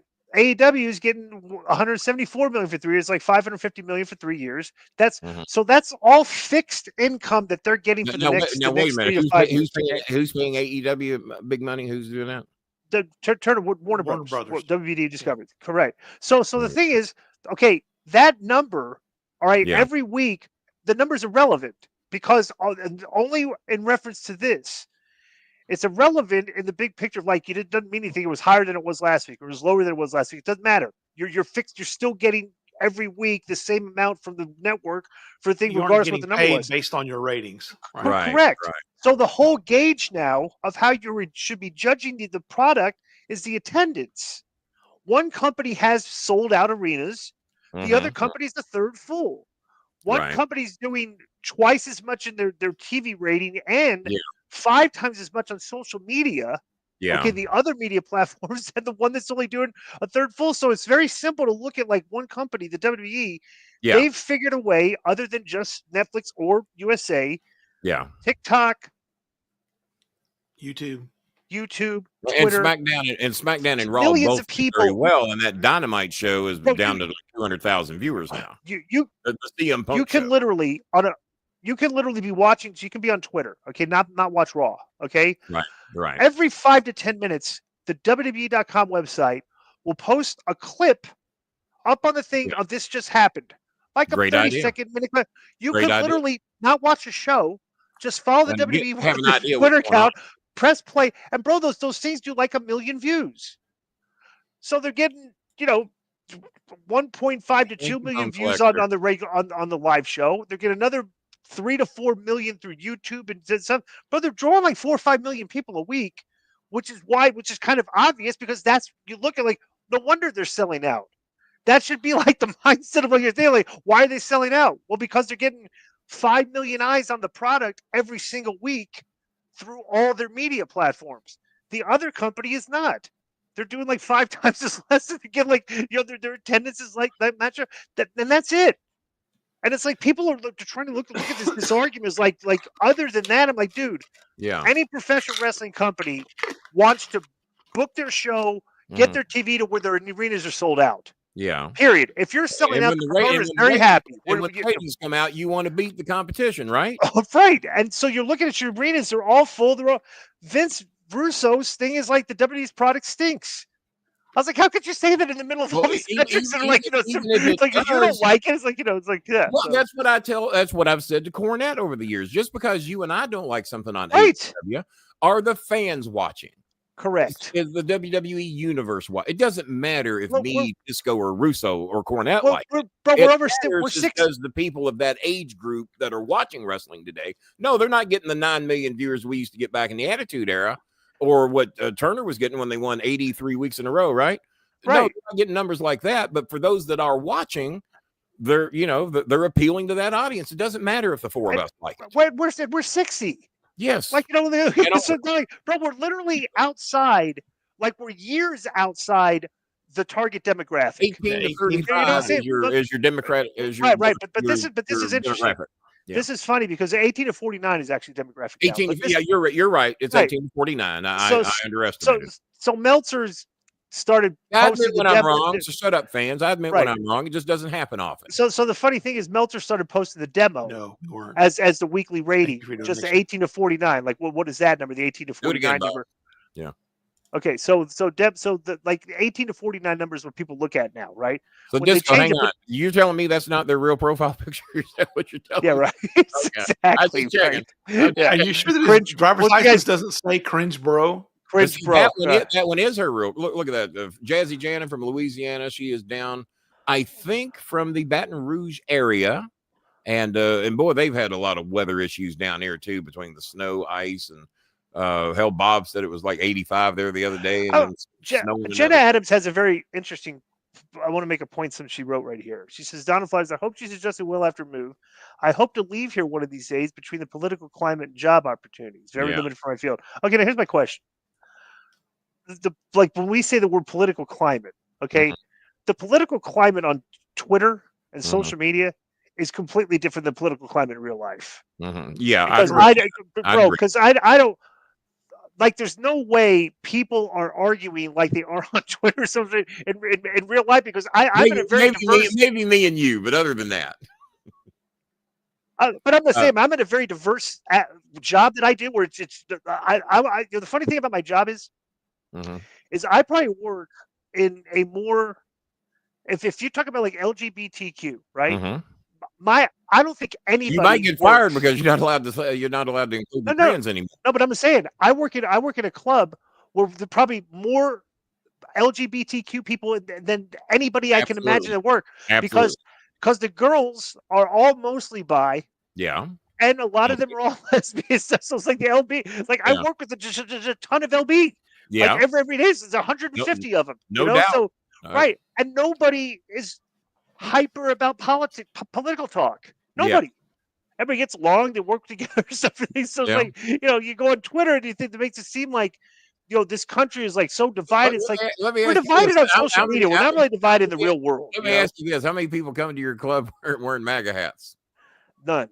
Nobody was there. Exactly. I've never seen a person with a MAGA hat. Yeah, that's just cools to climb it down in your club when there ain't no MAGA hats to be seen, because that's not where they want to be. That's not where. Yeah, the MAGA hat's like that's like wearing what's a person? That's like wearing a Cubs hat to a freaking like St. Louis Cardinals game. You just don't, or it come like wearing a Red Sox hat to a Yankees game. You just kind of when you go down in the public, like there's just places you wear, places you don't, right? You're asking for trouble. You're asking for trouble, right? Wearing a Reds hat, I'm asking for some trouble, right? Exactly. And he did donate $5. So we'll throw this up, and this is my issue right now. Is that where one party is just trying to buy and just trying to get everything aligned with them, including the Supreme Court. And I don't even want Democrats having that. I want checks and balances. I want the Supreme Court to do their job and go by the law of the land as it should. 9 judges shouldn't come to 5-4 decisions all the time. The thing. Yeah, but Kenny, but if you look at the Supreme Court decision for the past, like since Trump started in 2016, right? And they ruled against him a few times. Well, let's see this. Amy Cole Barrett and the drunken one. Well, let's just say this. When did when did Barrett get was that 2019 or it was 2019ish, right? Right around 2020. There. Yeah. She's a Trump appointee. Yeah. Okay. Since we've had the Coney Barrett court, okay, since it's been the UK. Bro, they haven't. What's the other guy? What's the guy that hasn't been like they haven't ruled like straight hardcore right wing on all their things. I have more of a problem. You can sit there I have more of a problem with the black male judge Thomas and all the crooked shit he's in, and then is it Ito, the other one that's doing a lot of crooked shit? I mean, they're all there's been like. There's been like over the look at the past like 25 to 30 years. One of them got chastised for getting Janet Jackson tickets, and the other one's getting millions of dollars from and then he's ruling on their cases. Now, if you're getting the millions of dollars, you don't get to rule on their fucking case. I don't care if it's Democrat or Republican. You don't, but they're doing it anyway, and they are not taking themselves off cases that involve people that they're getting money from.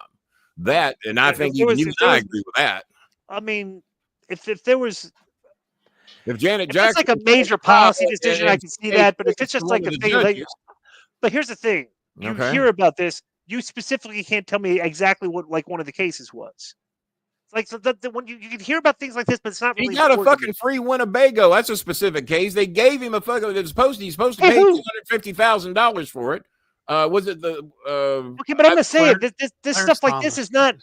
That doesn't like no. It's not relevant to policy decisions. And if a judge is given a fucking Winnebago, and then he's supposed to pay for it, and then they forgive the loan, no, you don't have to pay. Oh, by the way, I have this case coming up. Okay, that's fine. But what was the case? I don't remember. That's my point. It's like this stuff. Well, I'm sure Bob can look it up. Bob, look it up. The U.S. versus Winnebago. But here's my point. Here's my point, Kenny. You can make a statement about he didn't but you don't even really know what the case was. My point is, it's not my job to remember. I know he did it. He's fucking admitted. How important could it be if you don't even know what the case was? It's fucking important because he got bought and paid off. That's how fucking. But you would know. You should know what the circumstances were. Now you're doing the Trump shit. You're throwing so much. No, I'm just asking you what the circumstances to track everything. And I can't track all the fucking crookedness that goes on. No, you're telling me this crooked stuff is so. If it's so important, you should know what it is. They gave the fucking the black female judge shit because she got some Janet Jackson tickets, and then you got this other guy that's gotten millions of dollars of free flights, millions of dollars of free in the big picture, nobody gave a shit about the Janet Jackson tickets, and nobody really gives a shit about. Of course, nobody cares. Janet Jackson brought up on federal charges. That judge is probably not going to want to rule against her. Because Janet Jackson gave me free tickets. And that's just measly old fucking tickets. What do you think the judge is going to do? It just seems like he's got a free fucking Winnebago and millions of dollars of free traveling tickets and free hotels and free island trips on private jets. What do you think he's going to do? Cody Rhodes has a bus. He better not get on the Supreme Court then. Right. I heard he got a. All right, so I got to ask you this. Let me throw this out real quick, and then you can ask your question. The problem with Thomas or any of those guys is you're either ethical or you're not ethical. Exactly. You can't be like partly ethical, And so the reason it matters whether you can remember the case or not. If you're willing to be bought, then you're willing to be bought regardless. Exactly. Now, what the case might be, right? Okay, now I have fucking ethics. You can't fucking buy me. So how ethical was it? How? Well, no one's paid enough to do it yet. There's two sides of the coin. Wait a minute. You want me to blow you for $20? Yeah. Make it 30. No, I want to ask you this though, because I'm puzzled with this. Is it because I think we're ladies and gentlemen. Thank Disco Inferno for staying over, and for all you assholes that didn't donate a penny tonight. Because this is my thing, and this is why I think the Republicans won. Okay, because there were a lot of, and there's another good point by the cringe. I do not want religion running my It's supposed to be separation of church. I'm not a fan of the religious right. Okay, all right, 100%. I'm absolutely not a fan of the religious right. This is the weird thing. Okay, Dave Martinez donated us $13, by the way. Nice. Thanks, Dave. The religious right has turned into the far left. Okay, that's flipped. Explain. The religious right used to be the people trying to tell you like the imposing restrictions on things you can do. Yeah. Okay. That was annoying. What did you hear the religious right? They want to go. You shouldn't drink. You shouldn't. Well, I agree with that because bad things come when people drink. I've never been a fan. I've never been a fan of organized religion. Never been a fan of the religious right. I think you, Jerry judgmental. Lawler. 100%. Okay. TC from the NC has donated $10. Tyler from North Carolina has donated $10. Thank you, Tyler. Getting a little late help in here. We appreciate it. Yeah. But what's happened is the left has the extreme left. Yeah. Okay. I call it because there's both. To me, there's four political ideologies. Let's go. There's center left, center right, far left. Okay. And I think it's pretty clear. I agree with that. Yeah. I think the far right and the far left have too much of a voice in the conversation. They scare the center right and the center left. They scare the fuck out of both sides. I agree with that. Scare the fuck out of both sides. And then, bro, generally, that's the problem. It's like the voices are muzzled. So much religion in our politics, and the left is guilty of it too. If for separation of church and state, they act like your word ain't worth shit if you don't believe in God. I do not. I don't remotely believe in a God. And I don't like being told I'm lesser of a man and my word ain't as good because I don't believe in the invisible man. If you do believe in the invisible man and that gets you through your day, that's fine. But don't put it into my politics and don't make me a lesser man because 34% of this country do not believe in a God. And when's the last time you saw a football player that didn't thank God? Apparently only religious people play football, according to the post-game interviews. And every politician, have you ever seen an atheist stand up? Nah, I don't believe any of that shit, but vote for me anyway. There ain't going to be one because he's never going to get Now, back in the old days, we had a lot of our politicians that were atheists. The Constitution had a lot of atheists involved in it. But you let one try and run today, they will get eaten fucking alive because, well, their word ain't no good. They don't believe in the invisible man. And I think that's a crock of shit. Because 34% of us don't, and we have no representation in our government, not a fucking one. You know what I think is that there's a place for and religion. I don't know if you're religious or not. No, I'm not. No, let me tell you exactly my because I'm going to describe my religion as I describe this. Go ahead. There's a place for. I love you regardless. Right. Thank you. So I love you too, Kenny. There's a place. Finish regardless, but there's a place for religion in politics because if you take some of the basic the core of religious teachings. Okay. If you take the 10 Commandments, okay, just so this okay, like and do what Garland did and break them down to one. But I'm going to say, just take take everything else out of religion, but let's take the 10 Commandments. Okay. The 10 Commandments is basically a pretty good basis to run your society. It's pretty good to run your society on. Don't cheat. Don't steal. Don't kill people. Okay, right. Okay, so here. Okay, all right. A non-religious man agrees on a lot of that stuff. Correct. But it's made up shit. Nobody etched anything in the goddamn stone, and nobody came from a goddamn burning bush. And the 15, you've seen the 15, the 10, the 10. I agree with that. However, you can't discount the fact that you can't discount the fact that religion teaches us some good things, the way we should treat each other. Teaches us a lot of bad things too. Okay, it does. Okay, I'll say, but so that's what I'm saying. So to discount religion entirely, I think is a fool's errand. But it doesn't not trying to make your religion mine. It doesn't make your word any better than mine because you do believe. Correct. Now, I agree. It teaches you some good shit. That's where I learned my shit. Now, this is a lot of my behavior to be decent to people, kind to people, regardless of what this show shows tonight. But be decent to people. And Bob's one of the first one to point out people giving me shit because of my political way. Well, Kenny hates all Republicans. No, everybody on the show normally disagrees with me. Right. Mr. Kennedy is the only one that lines up with me politically that I have on the show that I think we're going to get on in the next week or two. Because the rest everyone else, what's that? Batista won't be here. I'd like to have Batista on. I'd have him on in a heartbeat. Here's what I struggle. Here's why I struggle with religion. Okay, go ahead. Now, so we should break this down into its own segment. Well, this is a weird thing. Is like I don't know where everything. I don't know how everything started. Mm-hmm. Like we still don't. Like we heard the Big Bang and stuff. Yeah. And I'm looking at and none of us are going to.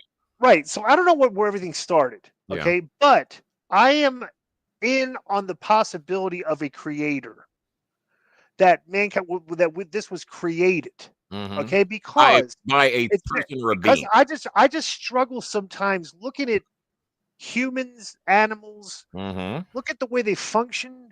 Mm-hmm. Look at their we have look at our fingers and our thing and we have tonsils. Like what the frick are tonsils? Like how did human beings evolve? That's the question I haven't asked myself. We have all these working parts. Some of them had them taken out as a kid. And they wanted to take mine out, and I wouldn't let them. But I'm just saying, like you look at like the human being and like all the things. Like how did we evolve into this to where it's like we're a perfect like organism that can do things stuff and then you wonder like so then you're thinking, okay, so organized religion, all right, I've always been against because I'm just not the whole concept of like worship to me kind of runs against what Jesus would have been teaching.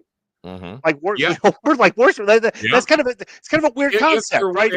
If there was such a thing in a Jesus, and you get lots of arguments about that, right? We go against a lot of the stuff that he taught. Correct. Yeah. So then the other thing I struggle with is Eunice is the one we're trying to raise the money for to get her teeth replaced. By the way, right? Okay. So then I struggle with the concept of heaven and hell. Like that to me sounds like fear. It seems like we've created this concept that I agree with on that. Ronald Reagan Jr. So we created this concept that if you live a good life, when you're dead, you go to this virtuous place, and when you die, if you didn't live a good life, you burn in hell. Mm-hmm. To me, that is classic fear mongering. It is. To try to it's just like when you talk about like a mass hypnosis. Yes. Where you're trying to so like the tools of organized religion, I'm not a fan of. Like because we're workers. Mass hypnosis when you create that fear. Well, you do this because if you don't, this is what you're going to get. Correct, because there's a lot of. Are you familiar with Neil deGrasse Tyson?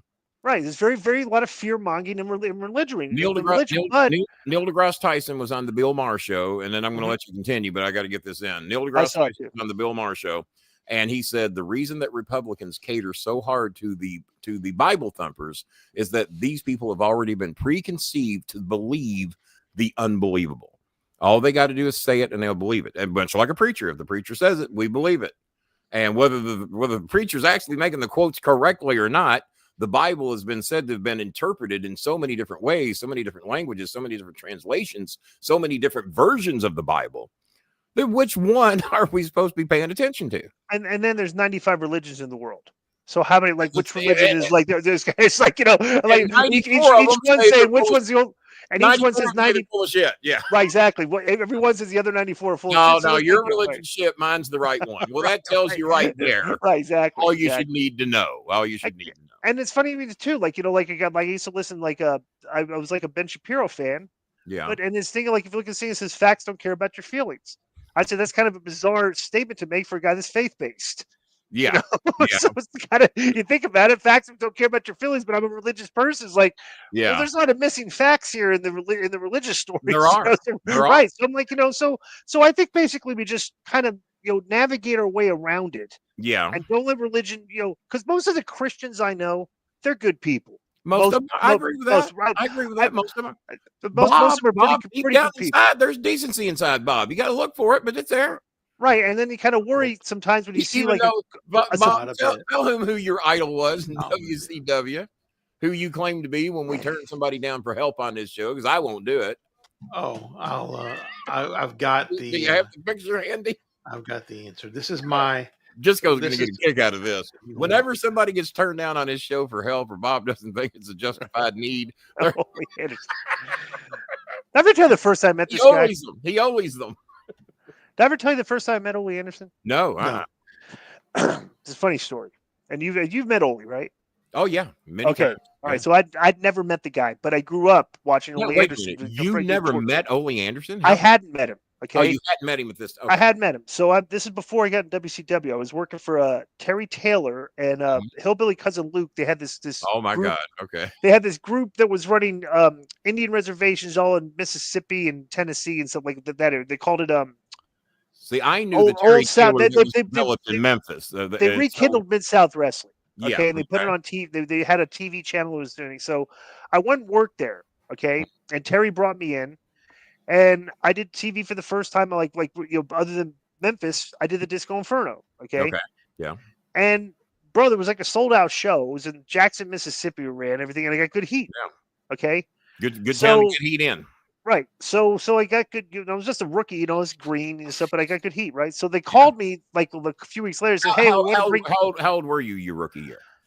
Like 20, I was 25, 26 at this time. You started been like a year. 27. Yeah, been like a year or two in. Okay. Just doing it. All right. So they called me up and they said, hey, I want to, we want to bring you back. You're like one of the only heels that had any heat. I was like, all right, cool, So I come back. So now this next TV, Bill Eadie and Ole are there, okay? And they're helping out at the TV taping. And I guess somebody had told Ole about my character, or maybe he'd watch it, okay? I'd never met the guy. Okay.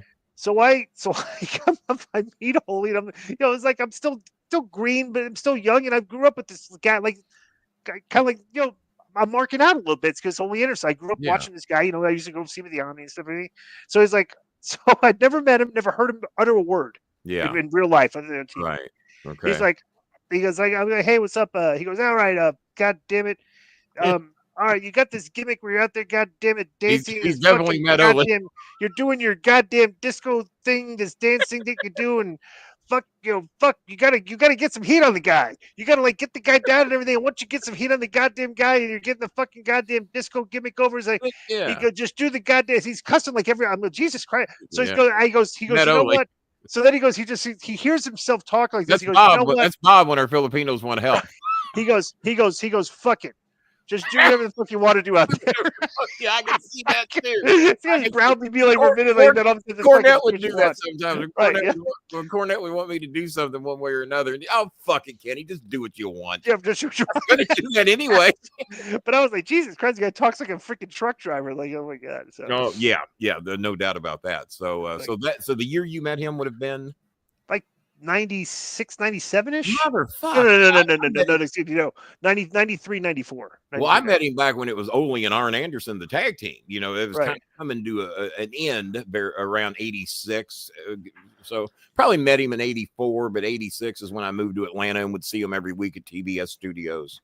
Yeah. And Jimmy had so many stories about it. It's kind of cool. Like you go back and watch some of these old interview, but back to the Georgia Championship Wrestling days, like when the guy just, and Memphis too. Yeah, because my first year was with Goulas in 87. I didn't realize you were that much further after me. Well, the funny thing is like you wonder, like, God, these guys were so good on the mic back then. Like everybody, like nobody stumbled over their words or act like they were reading a script. It's like everybody just kind of rapped. It's like they could all recover.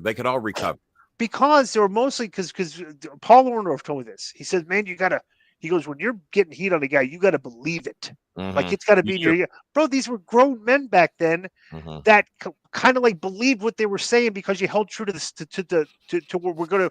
This is not a work. This is a shoot. Yes, we're not capable. We're kayfabe. So it's like guys talked like real men.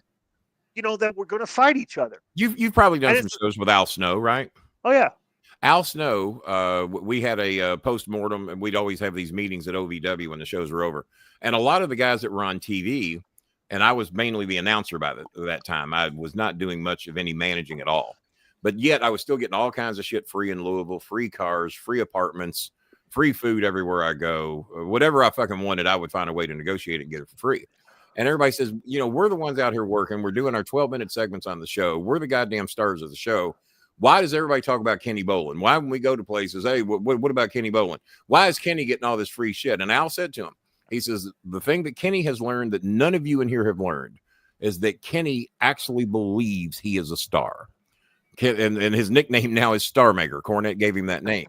So wherever Kenny goes, the gimmick goes with him. He's a fucking star. He's a television star. And you guys, when the bell rings and you go out in the parking lot, you mingle with the marks like you're one of them. And you go hang out with the marks. You don't see Kenny do that. You don't see Chris do that. They fucking, the show is on 24/7. And then when you get real close to him, you might see a little bit of the real Kenny. But until you believe you're a star, you're not going to be one. And until you believe what you're doing is real, it ain't going to be real. And that's what Al told the entire group. And and that catches on with some people. I mean, and you can tell the ones that believe what they're doing when you watch them in the ring, and you can tell those that are reading or doing what they were told. Right. You're just easy to pick up. And it's very easy to pick up. Yeah. So and it's I don't know. It's like I guess these cats that are growing up today, they weren't raised on the wrestling that we were raised on. That might be the worst thing. That might be the worst thing anybody has ever said to one of my guests is to say that he's like Simon Dean. Dean. This Adam Copeland. That's Cope. Adam Copeland Edge. Actually, it's not. See, if he had his real profile picture, we'd know, right? We would know. Oh, Paul Heyman's better than Bolin. Wow, Deacon Copeland with some. So wow, that's right across the bow on that. There better be a donation coming in here because you see this chin. Oh, that's right. You can see Paul's a lot easier than mine. Paul is very fucking good, though. Would you agree with that? Absolutely. Paul Heyman is a fucking genius at what he does. I had dinner with him a few times when he was coming down here supervising, and I was taught to hate Paul Heyman because Cornette hated Heyman. I was taught to hate Vince Russo because Jimmy hated Russo. And then when I met Russo, we got along so fucking good, and I ended up eventually working for him. Right. Me and Heyman got along good. We did not agree on how to run wrestling in Louisville because I even told Paul, I said, Paul, your Philadelphia shit ain't going to work here, but guess what? No insult. Our Louisville shit ain't going to work in Philadelphia. It's how is Louisville's basketball team right now? They're not that good, are they? We're doing good. We've won. Oh, you are? Because I guarantee this is what they're going to do. You watch this. So sucked for 2 or 3 years, real bad. Whatever they do in the tournament, okay. If they get into the 64, they're absolutely going to put them in a bracket where if they win their game, the next game they're going to play St. John's. That would be a good matchup with Ricky Pitino, and that. What do you guys think? What do you guys think about that? Rick Pitino is kind of like his resurgence. I've named them the St. Louisville Redmen is what I've named them because our Lord and Savior, the only God I ever knew was Rick Pitino, right? And we used to refer to Pitino as our Lord and Savior. So I would acknowledge him because we won a lot of basketball games under Rick Pitino, and no, I'm rooting for him, man. I watched his game yesterday. St. John's They won like 17 out of 18 or something like that. It's a good story. And Louisville's won 15 out of 16. And here's a trivia question: who's the last team to beat the Louisville Cardinals? Oh shit! I have no idea. We won 15 out of 16. Who's the last team to beat us? No clue. Who? The Georgia Tech Yellow Jackets. Oh Jesus! And I was going to ask you once, how hard was basket weaving at Georgia Tech? We didn't do basket weaving at Georgia. I failed out of at Georgia Tech. Like it was too hard for me. It's like, but bro, the guy I was thinking calculus. I was trying to be insulting and insinuated you did basket weaving, and then you tell me you failed out because Georgia Tech was hard. You got to do the baskets like this and this. Right. Baskets were hard, man. Isn't that funny? The old joke, basket weaving. That used to be like the big deal. Well, if I was in college, I'd be looking for those basket weaving classes, and I would fail because I think basket weaving's hard. But no, my next door neighbor, they were an Indian couple, and the girl, the lady's name, beautiful woman, her name was Mahfouz.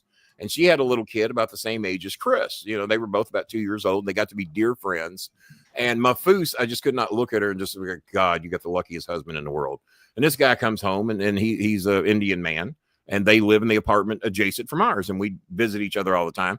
Turned out he was a professor at Georgia Tech University, and he got me rafter seats to see Louisville play Georgia Tech back in 1980, 89, I think, 88 or 89. and he got me a free ticket. But I thought him being a college professor, I was going to get these great seats. I was in the rafters, but it was fun to go see Georgia Tech play Louisville down in Atlanta. Right. That was a lot of fun. What years did you go there? 85 to 87. 85 to 87. Okay. November and December. You hung in there a while. What was your grade point average? Terrible. I like a 2.1 or something like that. It's like I don't have the dedication to do 4 years of college. I knew I didn't have that when I graduated high school. I knew I needed to make money. And I always claim I went to the University of Hard Knocks. I learned sales and marketing at a young age, about age 24. And someone said, Kenny, you must have learned how to negotiate from Top Cat. Did you ever watch the cartoon Top Cat? Because I didn't. No. I saw a little bit of it. I said, I don't know where I learned it. I don't know who to give that credit to. Lawler gave me the confidence to speak in front of people and the confidence in high school to go against the grain, to say what most people would not say and to be different. Lawler gave me that. Now, and I think maybe a lot of what Lawler gave me translated in sales too, because I had an enormous amount of confidence for a kid that shouldn't have any. We were dirt poor. We had nothing, but I knew one day I was going to have something. I might not be rich. I never cared to be rich. I just wanted to make it, pay my bills, and not get evicted every month. Right. Like some people that raise or look for that next farm job. So Kenny, did you live in Louisville your whole life? I lived in LaGrange most of my life. LaGrange, Kentucky, Prospect, Crestwood. The surrounding. So you never lived outside of Kentucky?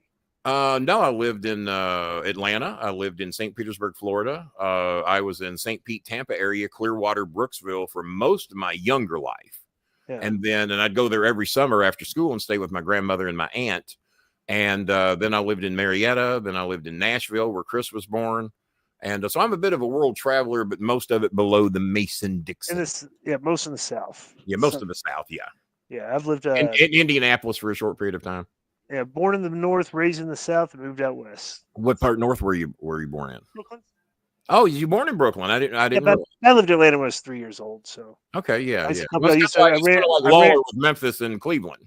I ran the mean streets of Brooklyn up until I was 3. And then I came down. Was you a tough guy in your younger years? Did you have to be tough to live in Brooklyn?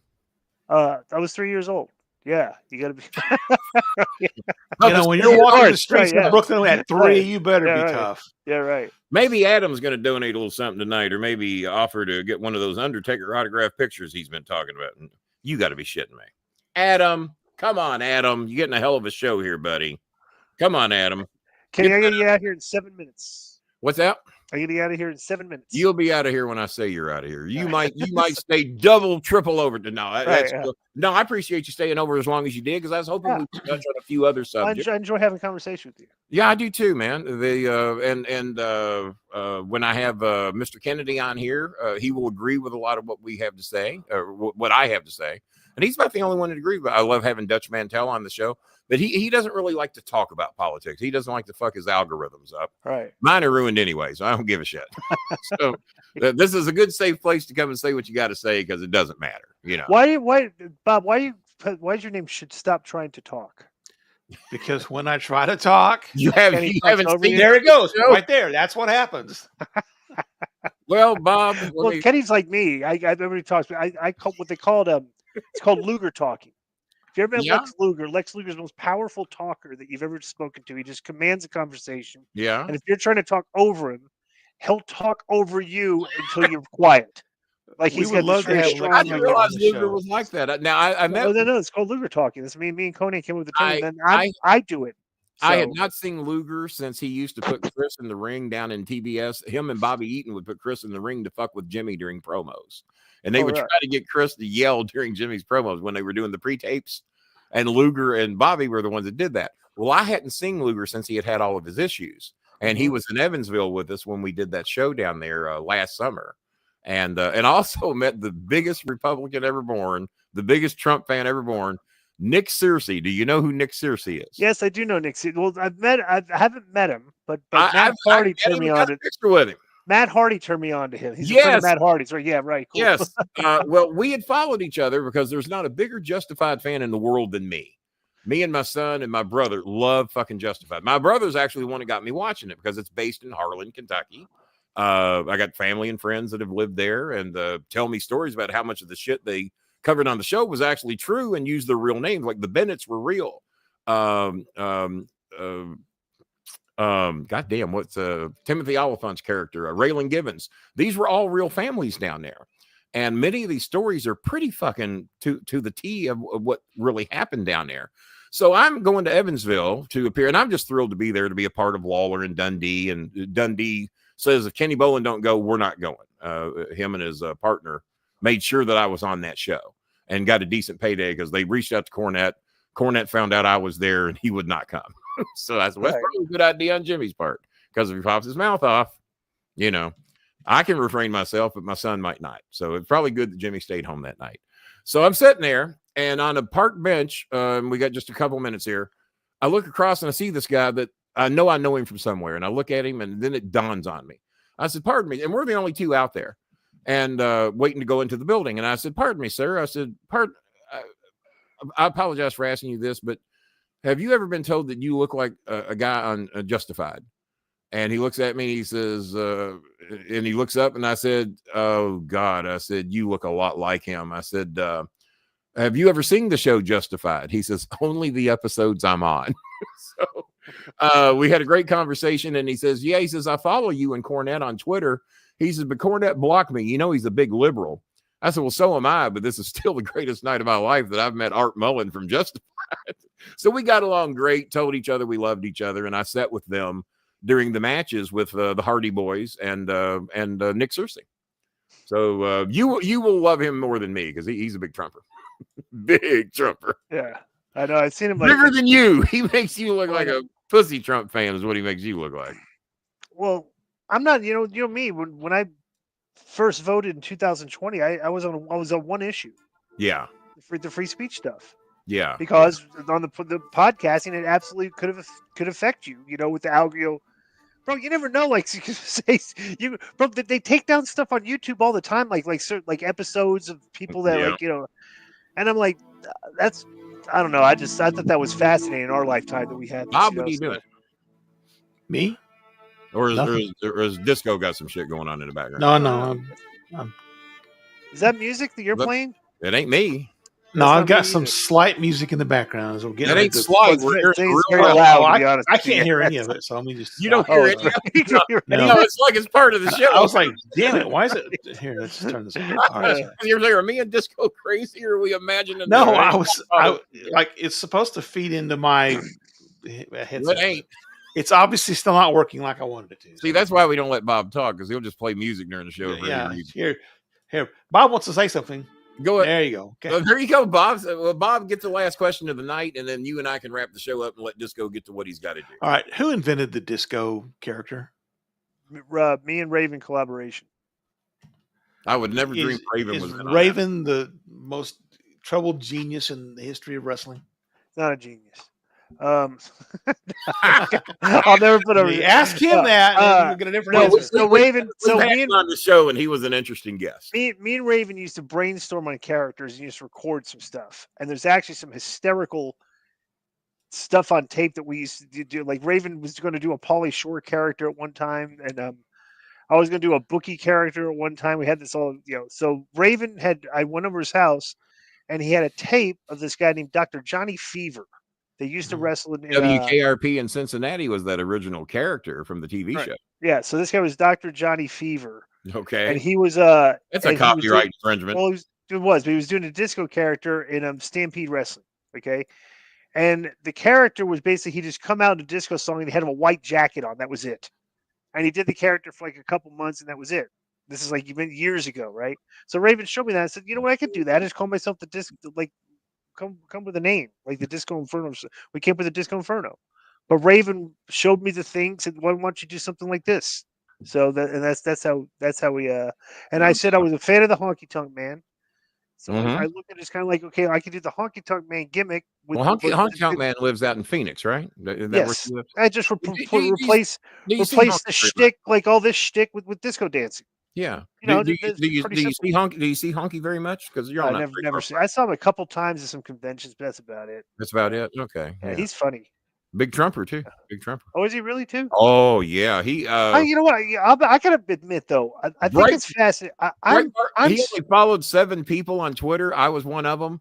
Breitbart magazine was another, and Breitbart magazine gave him shit because he followed me because they knew how I felt about Trump. So he had to get rid of me on Twitter because of Breitbart magazine. Oh, for God's sakes! Yes, I find it. I'm kind of fascinated that more people in wrestling were not Trump fans. Okay, so just because I think right now it's probably 75-25. You think? But here's why. Okay. I was surprised that people weren't looking at what he was doing. It's like, dude, this guy is using what we learned how to do. He's using that to become the president of the United States. Because all you had to do is go back and look at from 2005, 2006, when he was in the ring doing these promos with Vince, in front of these crowds, and then just his rallies. Yeah, I was like, bro, he's literally just doing him like he's in the like he feels like he's in the ring, he's just cutting wrestling promos, branding, calling people names. Yeah, so I was fascinated that more people in wrestling weren't like, Jesus, how easy! Like look at what he's doing. He's using art. Well, I've actually met him to become the president of the United States. I've actually met him 3 times. Have you? No. Dutch says that he stole his racist gimmick from him. The original gimmick that he had with what was the wrestler, Bob? The guy. The Jack Swagger. He's OVW guy. Yeah, he was OVW guy. And Dutch said that they were doing like a WrestleMania or a big show somewhere, and Trump come up to him in the back, patted him on the back, says, "I really like what you did out there. That was really good. I like that." And then the next thing you know, Trump's doing Dutch's shit at his rallies. Doesn't like foreigners, doesn't like anybody comes across the border. Well, that actually would have been the JBL. The JBL gimmick was more hysterical. The JBL gimmick. You see some of those clips where he was doing where he was at the border and he was chasing the Mexicans. Oh God! They were putting that on TV back in the day when everybody was getting so offended. I didn't see that. No. Oh, great! Chasing Mexicans at the border when he was wrestling Eddie. It was all bro. Before, like. This is like 10 years. But for wrestling, that's supposed to be good because we've taken it was before this Japanese, and we've always. It was before this culture of like we're just trying to point out everything that could possibly be offensive. We're just going to yell at everybody who's trying to be offensive. Like it could be offensive. That was how it used to be. Yeah. Like wrestling heels were stereotypes based on stereotypes that were always the media used to portray. The Japanese back Germans were bad guys. The Japanese were bad. The Russians were bad guys. No such but like. You can sit there and say that, but it's like, dude, that's the way the news was portraying these people every day. Yes. So like, the Russians were the bad guy. It's like, so. Turn on the nightly news, and that's how it be. Well, he gave us 3 minutes extra that we weren't supposed to get. All right. So thank you so much for coming on. I actually appreciate it, guys. Enjoy it. And pull some string. I want to come over there and do Russo's show, and I also want to do a show with Sweet Stevie Cool one of these days. Well, you talked about. I'm doing a show with Vince Wednesday, I believe, so I can talk about. Will you bring my name up? Tell him how much fun you had over here and how good I treated you, other than all the insults I gave you. And then when Vince goes, how many words did you actually get in? Tell him it was at least more than 10, right? Tell him more than 10. I held my own against that loudmouth over there is what I did, Vince. And you won the disco trivia question. Don't tell him that part. That's embarrassing. That is absolutely embarrassing. Well, guys, great Glenn Gilbertti. Thank you so much. By the way, let me give my plugs. At the Real Disco on Twitter. At the Real Disco on Twitter. At Disco Master GG on Instagram. Keep it 100 with Conan. We're on all the platforms. Believe Network, BLEAV.com. What the hell is that? I'm not. It's a new network. So you got a lot of baseball. Just go check it out. Go to Believe.com. Okay. Every baseball team has a podcast. Really? It's also you check it out. And a lot of famous people. They got some famous people on there too. Also, we do multiple shows. Rehash, which is like old shows of ours, and we do a show called Talks, where we'll talk politics or other pop culture stuff. And we do a sports show. We just do a bunch of stuff. Plus, you can catch me on RussoBrand.com, where I do the show with Vince. It's called Time Out. We've been arguing a lot lately over because he thinks I'm not being. I'm like, by praising WWE when they're doing well, he thinks there's something wrong with that. Well, bring me on. I'll help. Bring me on. I'll help. I had you back tonight. Okay, right. You got my back, Eddie. We'll try. I'm trying to get one with him and Ben and Razor Fist. Some guy named Razor Fist. I was going to take them all on. Okay. Because they all think WWE sucks. Let me be in your corner on that show. I'll talk to Vince about it. We'll talk about it tomorrow when Wednesday we're on the show. See what's over my shoulder? See what's in the background back there? That's a 1968 Atlanta Braves garbage can with the logo they can't use anymore. Oh, nice. I see. Yeah, right. That is the 1968 Chicago Bears logo on a garbage can. Isn't that funny that we actually had a character named Chief Nakahoma? Well, yeah. He used to sit in the teepee in there in left field. He used to sit and get drunk in the teepee in left field and come out and bang the drum in the seventh. Yeah. Oh, and now, but I'm surprised the Kansas City Chiefs that kept their name in the Florida State Seminoles. But apparently, the Seminoles gave Florida State the rights to use that. But the Braves and I'm shocked. It's funny that we grew up during a time like when Skip Carey would get drunk. Every day get hammered on the air. Everybody thought they were like the best announcer. Yeah, I thought he was the best announcer in baseball. Oh, Skip and Harry were both great. My God. And if they were sober, they were fucking the game up. You wanted them drunk. Oh my God! Thank you, my friend. It's been a blast, and let's do it again soon. And get me over there on the big Realm Network. That's where I want to be. All right, I'll check it out. All right, man. Peace, Kenny. Thank you. Thanks, see you guys later. Bye. Well, Bob, if you just shut that big mouth of yours, quit interrupting all the time. It's been a great show. I hope you got all your shit in. We got almost all of it in. All my questions. I wrote them all down, scribbled them out as I was doing them. I figured the baseball one would be one that you'd get, but then Disco Demolition Night, not Anti-Disco Night. Well, I was technicality. I was trying to turn it into they hated Disco Inferno so bad, and turned into something ugly. Disco Inferno Demolition Night. That's when what Axe and Smash came out and beat up. Now you see that's a missed opportunity.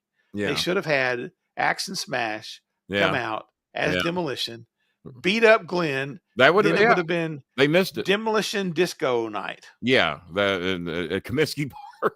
At Comiskey Park, they were drawing crowds. Missed opportunity there. Could have done that. Well, Raw is on. We held a pretty good audience, even though we're going head to head with Raw. The audience stayed pretty good. Yeah, we never turned off Facebook, and we did leave it. Oh, by the way, we did have that conversation right before the show. I wanted to make it members only. Kenny said no. Let Glenn's people in. Let Glenn's people in. Let those freeloaders get in. And they were freeloaders. We might have got a few bucks in the chat from we did get. Thank you, Cringe Bro. Thank you to our own bone collector. The bone collector we had not seen in a while. Thank you to Some Punk 82. And thank you to the Ghost. I thought you was calling him names.